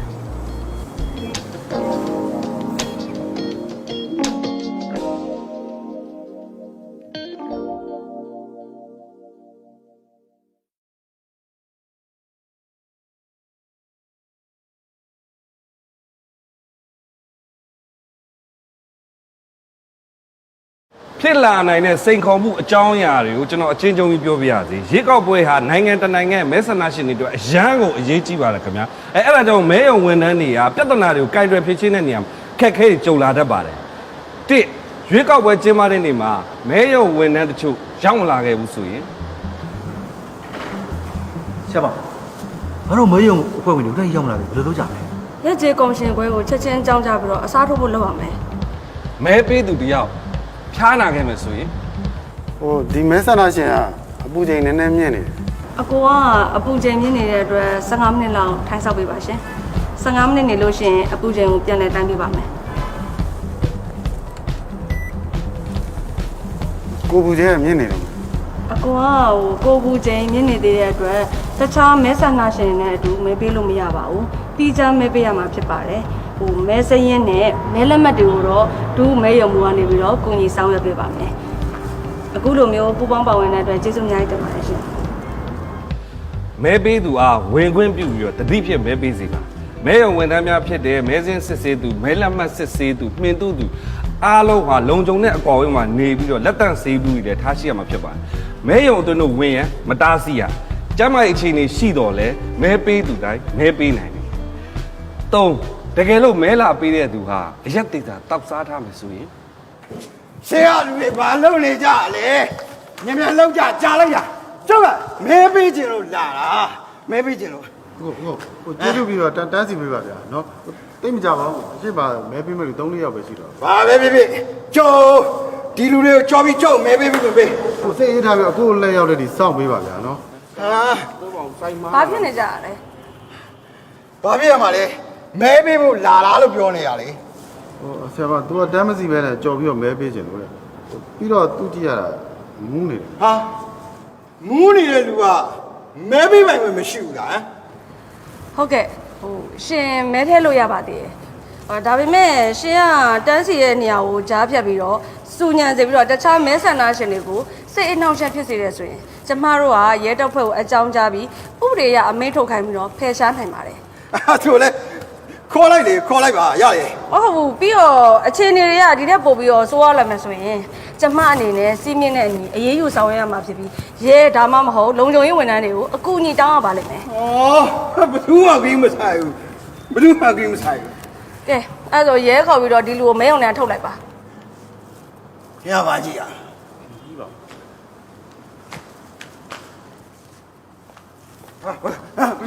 ဘူးလေဟာ ကောင်းတယ်အဲ့လိုလုံးမှာ ဒီဖြစ်စဉ်ကိုနောက်ဆက်တွဲဂါကြီးမှာမှတ်တမ်းတင်ထားရမယ်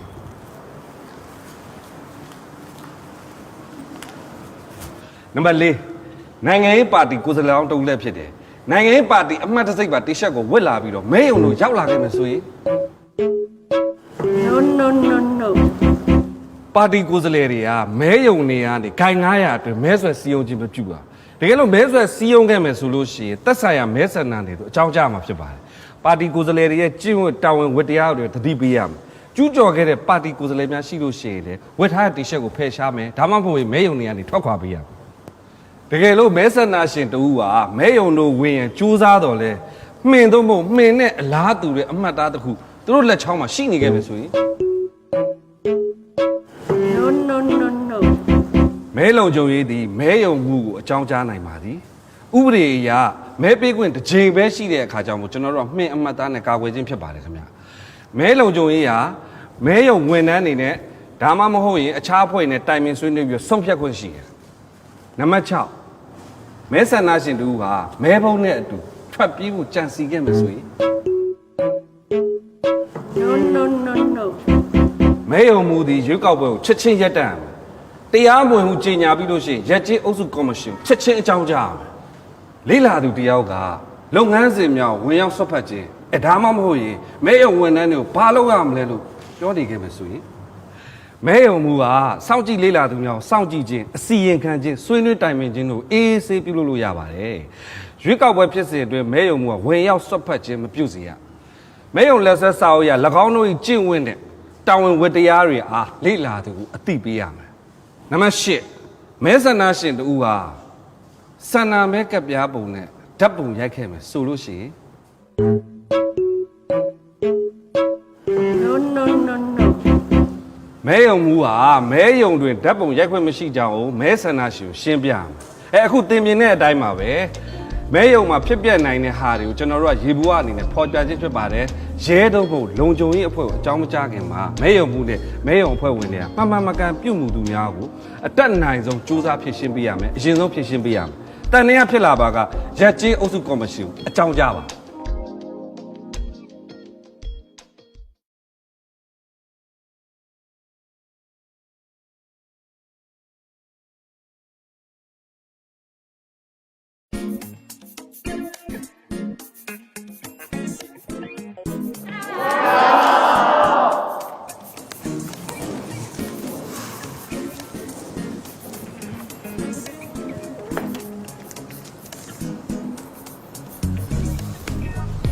မဲယုံဝန်ထမ်းအဖွဲ့ဝင်တွေအားလုံးမင်္ဂလာပါခင်ဗျာ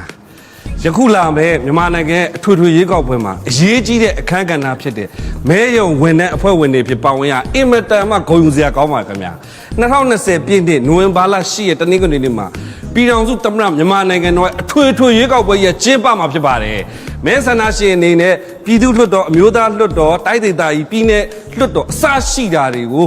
မိမိတို့ကြိုက်နေတဲ့ကိုယ်စားလှယ်လောင်းတွေကိုရွေးချယ်ပြီးမဲပေးရမှာဖြစ်ပါတယ်တချို့မဲဆန္ဒရှင်တွေကတော့တိုင်းသားကြီးဟာကိုယ်စားလှယ်လောင်းတွေကိုမဲပေးမှာဖြစ်ပါတယ်ယခုလာမဲ့ရွေးကောက်ပွဲမှာမဲပေးနိုင်ခွင့်ရှိသူမဲဆန္ဒရှင်စုစုပေါင်း38တန်းကျော်ရှိပါတယ်ခင်ဗျာအဲ့ဒီမှာတင်တို့ရဲ့အရေးကြီးဆုံးတာဝန်ကရွေးကောက်ပွဲကျင်းပတဲ့နေ့မှာသက်ဆိုင်ရာမဲယုံအသီးသီးကမဲပေးပိုင်ခွင့်ရှိတဲ့မဲဆန္ဒရှင်တွေအားလုံး၎င်းတို့ရဲ့လျှို့ဝှက်မဲတွေကိုလွတ်လပ်စွာထည့်ဝင်နိုင်မှုအတွက်တင်တို့ကဆောင်ရွက်ပေးရမှာဖြစ်ပါတယ်မဲဆန္ဒပေးရမှာရွေးကောက်ပွဲဥပဒေနည်းဥပဒေလုပ်ငန်းလမ်းညွှန်တဲ့ပြည်ထောင်စုရွေးကောက်ပွဲကော်မရှင် UEC တွေလုံထုံးလုံနည်းများအတိုင်းလိုက်နာဆောင်ရွက်ရမှာဖြစ်ပါတယ်အခုရိုက်ကူးနေတဲ့ဗီဒီယိုဖိုင်လေးဟာဘေးကင်းလုံခြုံပြီးတော့ယုံကြည်စိတ်ချမှုရှိအောင်လို့ရွေးကောက်ပွဲကျင်းပနိုင်ရဲ့အတွက်လိုက်နာမယ့်အချက်တွေရဲ့ရှောင်ရှားမယ့်အရေးကြီးတဲ့အောက်ပါအချက်လက်တွေကိုဖော်ပြရည်ရွယ်ပါတယ်ခင်ဗျာဒီဗီဒီယိုဖိုင်လေးကိုကျွန်တော်တို့ကအပိုင်း9ပိုင်းနဲ့တင်ဆက်မှာဖြစ်ပါတယ်1မိတ်ဆက်ခြင်းနှစ်မဲယုံဖွင့်လျက်ပြင်ဆင်ခြင်းတဲ့ COVID-19 ဘေးကင်းလုံခြုံမှုဆိုင်ရာဆောင်ရွက်ရမယ့်အချက်အလက်များ3ကျွန်တော်ဟာမဲယုံဝန်ထမ်းအဖွဲ့ဝင်တူပါ4ကျွန်တော်ဟာမဲဆန္ဒရှင်တူပါ5ကျွန်တော်တို့ဟာ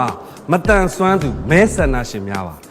6ခက်ခဲသောအခြေအနေများကိုကင်တွယ်ပြရှင်းခြင်း9 မဲယုံပိတ်ခြင်းနဲ့မဲရည်တက်ခြင်းတို့ဖြစ်ပါတယ်ခင်ဗျာဒီဗီဒီယိုဖိုင်လေးဟာဆိုရင်မဲယုံဝန်ထမ်းတင်တန်းနဲ့မဲယုံဝန်ထမ်းတွေအတွက်များစွာအထောက်အကူပြုမယ်လို့ယုံကြည်ပါတယ်ခင်ဗျာ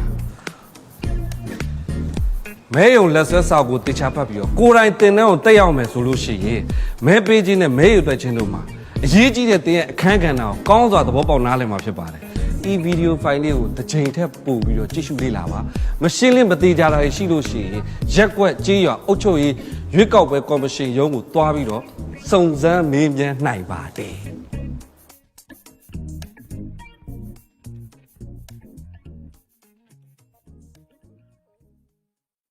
ရွေးကောက်ပွဲနေ့မှာဆန္ဒမဲပေးခြင်းနဲ့မဲအတွက်ခြင်းဆိုင်ရာနည်းဥပဒေပါပုံစံများမြည်ကဲ့သို့အသုံးပြုမည်နီဤတင်နန်းဗီဒီယိုရဲ့ရည်ရွယ်ချက်ကရွေးကောက်ပွဲနေ့မှာအသုံးပြုရမည့်နည်းဥပဒေပါအဓိကပုံစံများအားမိတ်ဆက်ပေးရန်နှင့်မဲယုံအဖွဲ့ဝင်များအား၎င်းပုံစံများမြည်ကဲ့သို့အသုံးပြုမည်ကိုညွှန်ကြားချက်ပေးရန်သာဖြစ်ပါသည်ပုံစံများအဘဲကြောင့်အရေးပါသည်နီရွေးကောက်ပွဲများကိုရွေးကောက်ပွဲဥပဒေများနည်းဥပဒေများလုပ်ငန်းဆောင်ရွက်မှုလမ်းညွှန်ချက်များလုပ်ငန်းဆောင်ရွက်မှုနည်းလမ်းများနှင့်မဲယုံမှုဒုမဲယုံမှုနှင့်မဲယုံအဖွဲ့ဝင်လက်ဆွဲစာအုပ်တို့နှင့်အညီကျင်းပရမည်ဖော်ပြပါပြဋ္ဌာန်းချက်များလမ်းညွှန်ချက်များတွင်မဲပေးခြင်းနှင့်ရေးတွက်ခြင်းလုပ်ငန်းများဆောင်ရွက်ရာ၌ဖြည့်စွက်ရမည့်ပုံစံများကိုထည့်သွင်းဖော်ပြထားပါသည်ဤနည်းဥပဒေပါပုံစံများသည်မဲပေးခွင့်ရှိသည့်မဲဆန္ဒရှင်စီရင်လက်ခံရရှိသောဆန္ဒမဲလက်မှတ်အရေအတွက်ကိုယ်စားလှယ်လောင်းတဦးချင်းစီရရှိသောဆန္ဒမဲအရေအတွက်ဖြစ်ရများနှင့်အခြားအရေးကြီးသောအချက်အလက်များကိုမှတ်တမ်းပြုသိမ်းဆည်းထားပါမည်ဤနည်းဥပဒေပါပုံစံများတွင်ပါဝင်သည့်အချက်အလက်များသည်စစ်ဆေးအတည်ပြုပေါင်းစည်းပြီးဖြစ်၍ရွေးကောက်ပွဲဂုဏ်သိက္ခာနှင့်ပွင့်လင်းမြင်သာမှုတို့အတွက်အရေးပါသောစီမံဆောင်ရွက်မှုများဖြစ်ဆောင်ရွက်ပေးပါသည်နည်းဥပဒေပါပုံစံများသည်မဲယုံဝန်ထမ်းများမှဖြည့်စွက်ရမည်ဖြစ်၍၎င်းတို့အနေဖြင့်မြည်တို့ပြည်စုံစွာဖြည့်စွက်ရမည်ကိုသိရှိနားလည်ရန်အရေးကြီးပါသည်မဲပေးခြင်းနှင့်ရေးတွက်ခြင်းနည်းဥပဒေပါပုံစံများအားခြုံငုံလေ့လာခြင်းအောက်ဖော်ပြပါပုံစံများသည်ရွေးကောက်ပွဲနေ့တွင်အဓိကအသုံးပြုမည့်ပုံစံများဖြစ်သည်ဤဗီဒီယိုတွင်ပုံစံတစ်ခုစီအားမြည်တို့အသုံးပြု၍ဖြည့်စွက်ရမည်ကိုအကျဉ်းချုပ်ရှင်းပြပါသည်ပုံစံ1နှင့်ပုံစံ1ကကြီးမဲဆန္ဒရှင်စီရင်ပုံစံ8မဲယုံကိုယ်စားလှယ်များအကူကိုယ်စားလှယ်ခန့်စာပုံစံ7ဆန္ဒမဲပေးခြင်းမစတင်မီဆန္ဒမဲလက်မှတ်များအားရေးတွက်စစ်ဆေးခြင်းမှတ်တမ်းပုံစံ7ခါခွေရက်ကွက်ကြေးရအုပ်စုကော်မရှင်အဖွဲ့ခွဲမှမဲယုံမှုသို့ဆန္ဒမဲလက်မှတ်ထုတ်ပေးသည့်စာရင်းပုံစံ7မဲဆန္ဒရှင်စာရင်းပြင်ဆင်ခြင်းနှင့်ဆက်လျ၍ဆောင်ရွက်ချက်အကျဉ်းချုပ်ပုံစံ73မဲဆန္ဒနယ်အတွင်းကြိုတင်ဆန္ဒမဲပေးသူများစာရင်းပုံစံ14ကန့်ကွက်မဲစာရင်းပုံစံ16နှင့်ပုံစံ16ကကြီးလွှတ်တော်ကိုယ်စားလှယ်လောင်းများရရှိသောဆန္ဒမဲစာရင်းနှင့်တိုင်းရင်းသားရေးလူမျိုးလွှတ်တော်ကိုယ်စားလှယ်လောင်းများရရှိသောဆန္ဒမဲစာရင်းပုံစံ16အသုံးမပြုရဘဲကြန့်ရှိသောဆန္ဒမဲလက်မှတ်များစာရင်းပုံစံ19နှင့်19ကကြီးပယ်မဲစာရင်းလွှတ်တော်ရွေးကောက်ပွဲများနောက်ဆက်တွဲခါခွေမဲယုံမှုကမဲစာရင်းများကိုမဲစာရင်းစစ်သေးသူမဲယုံအဖွဲ့ဝင်များသို့ထုတ်ပေးသည့်အခါအသုံးပြုရန်ပုံစံနောက်ဆက်တွဲခငယ်မဲယုံမှုကဆန္ဒမဲလက်မှတ်စာအုပ်များကိုဆန္ဒမဲလက်မှတ်ထုတ်ပေးသူမဲယုံအဖွဲ့ဝင်များသို့ထုတ်ပေးသည့်အခါအသုံးပြုရန်ပုံစံနောက်ဆက်တွဲခါကြီးဖြစ်စဉ်မှတ်တမ်းပုံစံ1မဲဆန္ဒရှင်စာရင်းပုံစံ1ရဲ့ရည်ရွယ်ချက်မှာရွေးကောက်ပွဲတွင်မဲပေးခွင့်ရှိသောမဲဆန္ဒရှင်အမည်များပါသည့်မဲဆန္ဒရှင်စာရင်းအားတင်ပြရန်ဖြစ်သည်ဤပုံစံတွင်မဲဆန္ဒရှင်အမည်ကျားမမွေးနေ့မိဘအမည်နှင့်နေရာလိပ်စာတို့ပါဝင်ပါတယ်မဲယုံတယုံသည်ဖော်ပြပါရွေးကောက်ပွဲတစ်ခုစီအတွက်ပုံစံ1နှစ်ဆောင်ရရှိမည်ဖြစ်ပါသည်ပြည်သူ့လွှတ်တော်အမျိုးသားလွှတ်တော်တိုင်းဒေသကြီးပြည်နယ်လွှတ်တော်တိုင်းရင်းသားလူမျိုးပုံစံ1ကကြီးပုံစံ1တစ်စောင်စီမိတ္တူတစ်စောင်ကိုမဲယုံပြင်ပတွင်ကဲ့ရန်ဖြစ်သည်မိတ္တူတစ်စောင်မှာမဲဆန္ဒရှင်စာရင်းစစ်ဆေးသူအသုံးပြုရန်ဖြစ်သည်ပုံစံ1အားမဲယုံအဖွဲ့ဝင်များထံသို့ရက်ကွက်ကျွရအုပ်စုကော်မရှင်အဖွဲ့ခွဲမှပေးမည်ဖြစ်ပြီးမဲယုံအဖွဲ့သည်ပုံစံ1တွင်အောက်ပါတို့ကိုမှတ်သားဖြစ်သွင်းရန်လိုသည်ကြိုတင်မဲပေးပြီးသောမဲဆန္ဒနယ်အတွင်းမှမဲဆန္ဒရှင်များပုံ ပုံစံ73ပါအရမဲဆန္ဒနယ်ပြင်ပမှကြိုတင်မဲပေးရန်လျှောက်ထားခဲ့၍ခွင့်ပြုချက်ရပြီးသောမဲဆန္ဒရှင်များ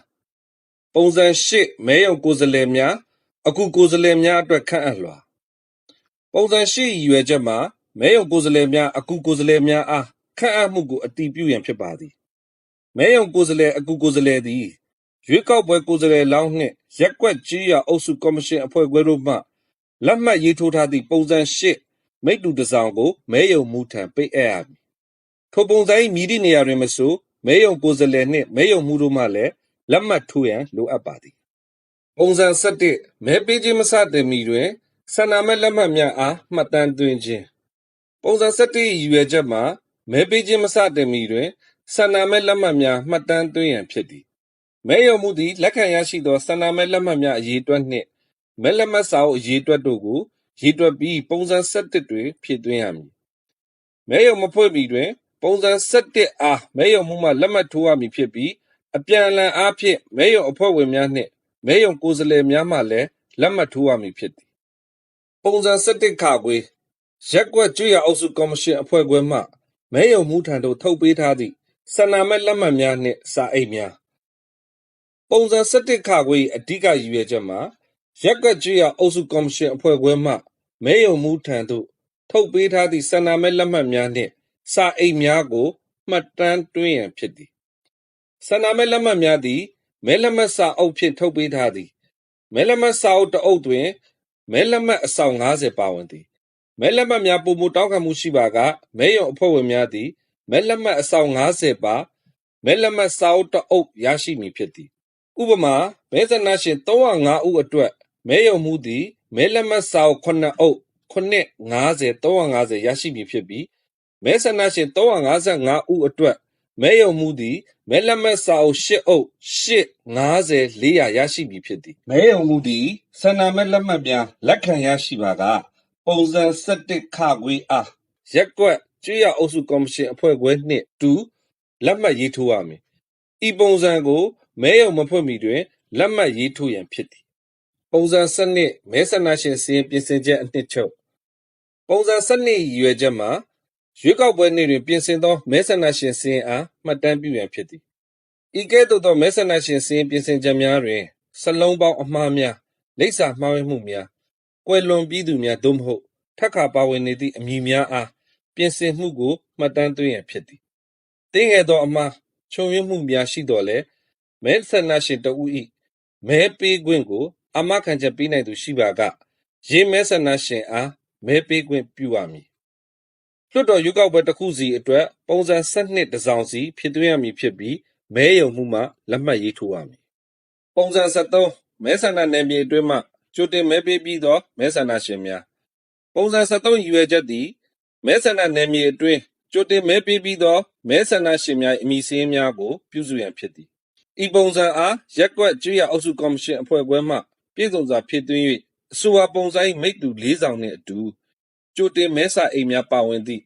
ချိတ်ပိတ်ထားသောမဲပုံးအားမဲရုံမှုထံပေးပို့ရမည်မဲရုံမှုသည်ပုံစံ73မိတ္တူများအားလုံးတွင်လက်မှတ်ရေးထိုးရမည်မိတ္တူတစ်စောင်အားမဲရုံတွင်ကတ်ထားရန်မိတ္တူတစ်စောင်အားမဲရုံမှုမှထိန်းသိမ်းထားရန်မိတ္တူ2ဆောင်အားရက်ကွက်ကျွော်အုပ်စုကော်မရှင်အဖွဲ့ခွဲမှထိန်းသိမ်းထားရန်ဆန္ဒမဲပေးခြင်းမစတင်မီမဲရုံမှုသို့မဟုတ်မဲစင်းစစ်ဆေးသူသည်ပုံစံ73မှာမဲဆန္ဒနယ်အတွင်းကြိုတင်ဆန္ဒမဲပေးပြီးသူများစာရင်းကိုစစ်ဆေး၍ရင်းမဲဆန္ဒရှင်တို့၏အမည်များအားရက်ကွက်ကျွော်အုပ်စုကော်မရှင်အဖွဲ့ခွဲ၏ပုံစံ1တွင်မှင်နီဖြင့်မြင်းတားဖော်ပြထားမှုအားအတည်ပြုပြီးပုံစံ73တွင်ပါရှိသည့်မဲဆန္ဒနယ်မြေအတွင်းကြိုတင်မဲဆန္ဒရှင်များစာရင်းအရမဲဆန္ဒရှင်စာရင်းတွင်ပါဝင်သည့်ကြိုတင်မဲပေးသူများကိုထပ်မံအမှတ်အသားပြုရမည်လွှတ်တော်တစ်ရက်စီအတွက်ပုံစံ73တစ်ခုစီအသုံးပြုရမည်ပုံစံ14မဲဆန္ဒရှင်အားကန့်ကွက်ခြင်းပုံစံ14ရည်ရွယ်ချက်မှာကန့်ကွက်ခြင်းခံရသောဆန္ဒမဲများကိုမှတ်သားရန်ဖြစ်သည်လွှတ်တော်ကိုယ်စားလှယ်လောင်းတဦးသို့မဟုတ်၎င်း၏မဲရုံကိုယ်စားလှယ်သည်ဆန္ဒမဲလက်မှတ်ထုတ်ပေးထားသည့်မဲဆန္ဒရှင်တဦးအားသူတစ်ပါးအယောင်ဆောင်၍ဆန္ဒမဲလာရောက်တောင်းဆိုကြောင်းစီစစ်တွေ့ရှိလျင်တက်သည့်အထောက်အထားဖြင့်တင်ပြနိုင်သည်ပ ပုံစံ14သည်ဆက်လက်၍မဲပေးခွင့်ရရှိရန်မဲဆန္ဒရှင်မှဖြစ်သွင်းရမည်ဖြစ်ပြီးဖြစ်သွင်းရာတွင်အဆိုပါမဲဆန္ဒရှင်သည်၎င်းကိုယ်တိုင်မဲဆန္ဒရှင်အစစ်မှန်ဖြစ်ကြောင်းအတည်ပြု၍ပုံစံဖြည့်ပြီးပါကမဲပေးခွင့်ရရှိမည်ဖြစ်ပြီးအယောင်ဆောင်မှုကျူးလွန်ခဲ့ပါကဖြစ်ပွားနိုင်သည့်အကျိုးဆက်များကိုနားလည်ပြီးဖြစ်ကြောင်းသိရှိစေရမည်ဤပုံစံအားဖြည့်ဆွတ်၍မဲပေးသူမဲဆန္ဒရှင်ကိုယ်စားလှယ်လောင်းသို့မဟုတ်၎င်း၏မဲရုံကိုယ်စားလှယ်နှင့်မဲရုံမှုတို့မှလက်မှတ်ရေးထိုးရမည်ပုံစံ14ပါလိုအပ်ချက်များနှင့်ကိုက်ညီမှုမရှိသောမဲဆန္ဒရှင်သည်မဲပေးခွင့်ရရှိမည်မဟုတ်ပါအဆိုပါပုဂ္ဂိုလ်သည်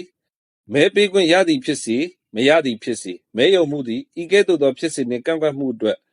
ဆုံးဖြတ်ချက်တို့ကိုပုံစံ14တွင်မှတ်တမ်းသွင်းရန်လိုအပ်သည်ပုံစံ16ကိုယ်စားလှယ်လောင်းတဦးစီရရှိသည့်ဆန္ဒမဲများပုံစံ16ရည်ရွယ်ချက်မှာကိုယ်စားလှယ်လောင်းတဦးစီအတွက်ရရှိသည့်ဆန္ဒမဲအရေးအတွက်အားမှတ်တမ်းတင်ရန်ဖြစ်သည်ဤပုံစံတွင်အောက်ပါအချက်လက်များပါဝင်သည်ကိုယ်စားလှယ်လောင်းတဦးစီရရှိသောမဲရုံအတွင်းရရှိသောဆန္ဒမဲနှင့်မဲဆန္ဒနယ်အတွင်းကြိုတင်မဲများမှခိုင်လုံမဲအရေးအတွက်မဲဆန္ဒရှင်များထုတ်ပေးထားသည့်မဲလက်မှတ်အရေးအတွက်ပယ်မဲအရေးအတွက်ပျောက်ဆုံးမဲအရေးအတွက်မဲရအတွက်ချင်းပြည်စည်းပြီးနောက်ဤပုံစံအားပြည့်စုံစွာဖြည့်သွင်းရမည်ဤပုံစံကိုမဲရုံဝန်ထမ်းများမဲရအတွက်ချင်းပြည်စည်းပြီးနောက်ဤပုံစံအားပြည့်စုံစွာဖြည့်သွင်းရမည်ဤပုံစံကိုမဲရုံဝန်ထမ်းများမဲရုံကိုယ်စားလှယ်များနှင့်မျက်မြင်သက်သေများမှလက်မှတ်ရေးထိုးရမည်မဲရုံတွင်မဲရအတွက်ချင်းပြည်စည်းပါက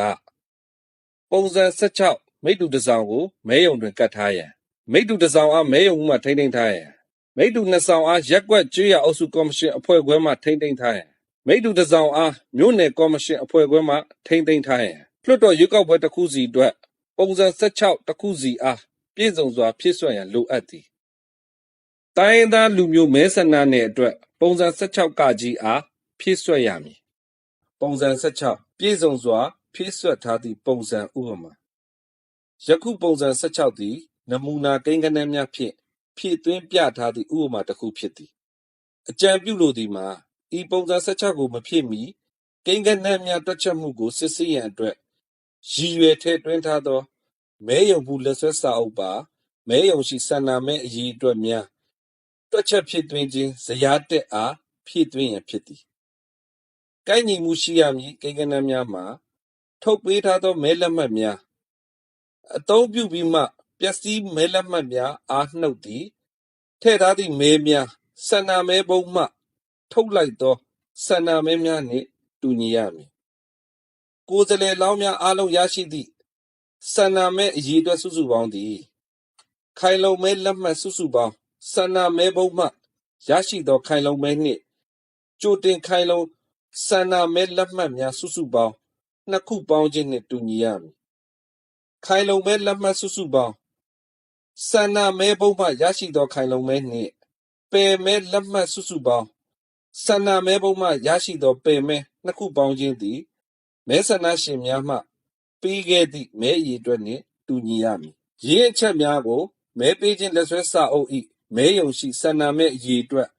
တွက်ချက်ဖြစ်တွင်းခြင်းဇယား1တွင်စစ်ဆေးပါကိန်းဂဏန်းများကိုက်ညီမှုရှိပါကလမ်းညွှန်ချက်များနှင့်အညီပုံစံ16တွင်ဖြည့်သွင်းပါပုံစံ16 1အသုံးမပြုရသေးသည့်မဲလက်မှတ်များပုံစံ16 1ဤရည်ရွယ်ချက်မှာရွေးကောက်ပွဲများအားလုံးအတွက်မဲရုံတွင်အသုံးမပြုရသေးသည့်မဲလက်မှတ်များအားလုံးကိုမှတ်တမ်းသွင်းရန်ဖြစ်သည်မဲရုံမှုသည်နောက်ဆက်တွဲဂငယ်အားဖြည့်သွင်းပြီးနောက်တွင်ဤပုံစံကိုဖြည့်သွင်း၍မဲရုံအဖွဲ့ဝင်များမဲရုံကိုယ်စားလှယ်များနှင့်မျက်မြင်သက်သေများမှလက်မှတ်ရေးထိုးရန်လိုသည်ဤပုံစံကိုမဲပေးခြင်းပြီးဆုံးသည့်အချိန်တွင်အပြီးဖြည့်သွင်းရမည်ပုံစံ16ပယ်မဲများပုံစံ16ရည်ရွယ်ချက်မှာမဲရုံတွင်ပေးခဲ့သောပယ်မဲများမဲဆန္ဒနယ်အတွင်ပေးခဲ့သောကြိုတင်မဲများမှပယ်မဲများနှင့်ပယ်မဲဖြစ်ရခြင်းအကြောင်းပြချက်တို့ကိုစာရင်းသွင်းရန်ဖြစ်သည်ပုံစံတွင်ပါရှိသည့်အမှတ်စဉ်နံပါတ်သည်မဲရတက်စဉ်ကပယ်မဲလက်မှတ်၏နောက်ကျောဘက်တွင်ရေးသားခဲ့သည့်နံပါတ်၏အစဉ်အလိုက်အမှတ်စဉ်နံပါတ်ဖြစ်သည်ပယ်မဲအဖြစ်သတ်မှတ်ခြင်းခံရပါကရင်းမဲလက်မှတ်များကိုပုံစံ16တွင်ပယ်မဲတစ်ခုစီပယ်မဲဖြစ်ရခြင်းအကြောင်းပြချက်နှင့်အတူမှတ်တမ်းသွင်းရမည် ဤပုံစံကိုမဲယုံမှုမှလက်မှတ်ရေးထိုးရမည်လွှတ်တော်တရက်စီအတွက်ပုံစံဆက်ခွန်တစ်ခုစီဖြစ်၍တိုင်းသားရဲ့ရွေးကောက်ပွဲအတွက်ပုံစံဆက်ခွန်ကကြီးဖြစ်သည်နောက်ဆက်တွဲခခွေမဲယုံမှုကမဲစည်းများကိုမဲစင်းစစ်ဆေးသူမဲယုံအဖွဲ့ဝင်များတို့ထုတ်ပေးထားသည့်အခါအသုံးပြုရန်ပုံစံနောက်ဆက်တွဲခခွေရည်ရွယ်ချက်မှာမဲပေးခြင်းစတင်ချိန်တွင်မဲယုံမှုမှမဲစင်းစစ်ဆေးသူအားထုတ်ပေးထားသည့်မဲပေးမည့်သူစည်ရင်ပထမစာမျက်နှာနှင့်မဲပေးခြင်းပြီးဆုံးချိန်တွင်မဲစင်းစစ်ဆေးသူမှမဲယုံမှုထံသို့ပြန်လည်ပေးပို့သောဆန္ဒမဲပေးသူများစည်ရင်ဒုတိယစာမျက်နှာတို့ကိုမှတ်တမ်းပြုရန်ဖြစ်သည်မဲဆန္ဒရှင်စည်ရင်အသုံးမပြုရသေးသည့်မဲလက်မှတ်များနှင့်တိုက်ဆိုင်စစ်ဆေးပြီးပါကနောက်ဆက်တွဲခခွေအားဖြစ်ဆွဲ၍မဲယုံမှုထံသို့ပေးပို့ရမည်ဖြစ်သည်နောက်ဆက်တွဲကားငယ်မဲလက်မှတ်ထုတ်ပေးသူအားထုတ်ပေးထားသည့်မဲလက်မှတ်များနှင့်အသုံးမပြုရသေး၍မဲယုံမှုထံပြန်လည်အပ်နှံသောမဲလက်မှတ်များနောက်ဆက်တွဲကားငယ်ရည်ရွယ်ချက်မှာ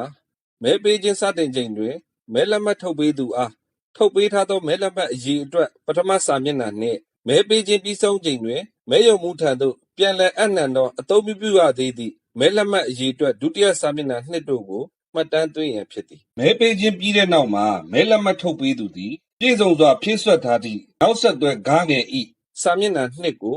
လက်မှတ်ရေးထိုး၍မဲယုံမှုထံသို့ပေးအပ်ရမည်နောက်ဆက်တွဲကားကြီးဖြစ်စဉ်များကိုအစီရင်ခံခြင်းနောက်ဆက်တွဲကားကြီးရည်ရွယ်ချက်မှာမဲပေးစဉ်နှင့်မဲရည်တက်စဉ်တို့တွင်ဖြစ်ပွားခဲ့သောဖြစ်ရပ်များနှင့်ရင်းဖြစ်စဉ်များနှင့်ဆက်လျ၍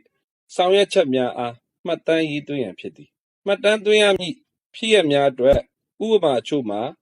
မဲဆန္ဒရှင်စည်ရင်းတွင်မဲဆန္ဒရှင်ကလက်မှတ်ရေးထိုးထားတော်လဲရင်းမဲဆန္ဒရှင်ဤ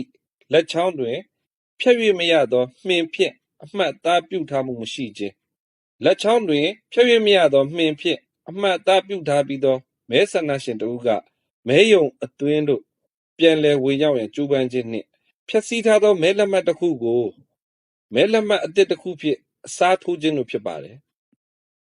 ဤပုံစံကိုမဲယုံမှုနှင့်တာဝန်ယူဆောင်ရွက်သည့်ဝန်ထမ်းတို့မှလက်မှတ်ရေးထိုးရမည်ဤသင်တန်းဗီဒီယိုအားကြည့်ရှုပေးတဲ့အတွက်ကျေးဇူးတင်ပါတယ်ထပ်မံသိလိုသောအချက်အလက်များအတွက်ပြည်ထောင်စုရွေးကောက်ပွဲကော်မရှင်၏မဲယုံမှုလက်စွဲစာအုပ်တွင်လေ့လာပါ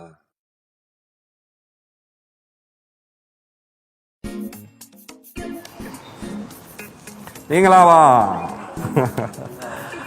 ဇာတိုင်းပါအေးမင်္ဂလာပါနေကောင်းရနော်အခုမှတွေ့ရတာအေး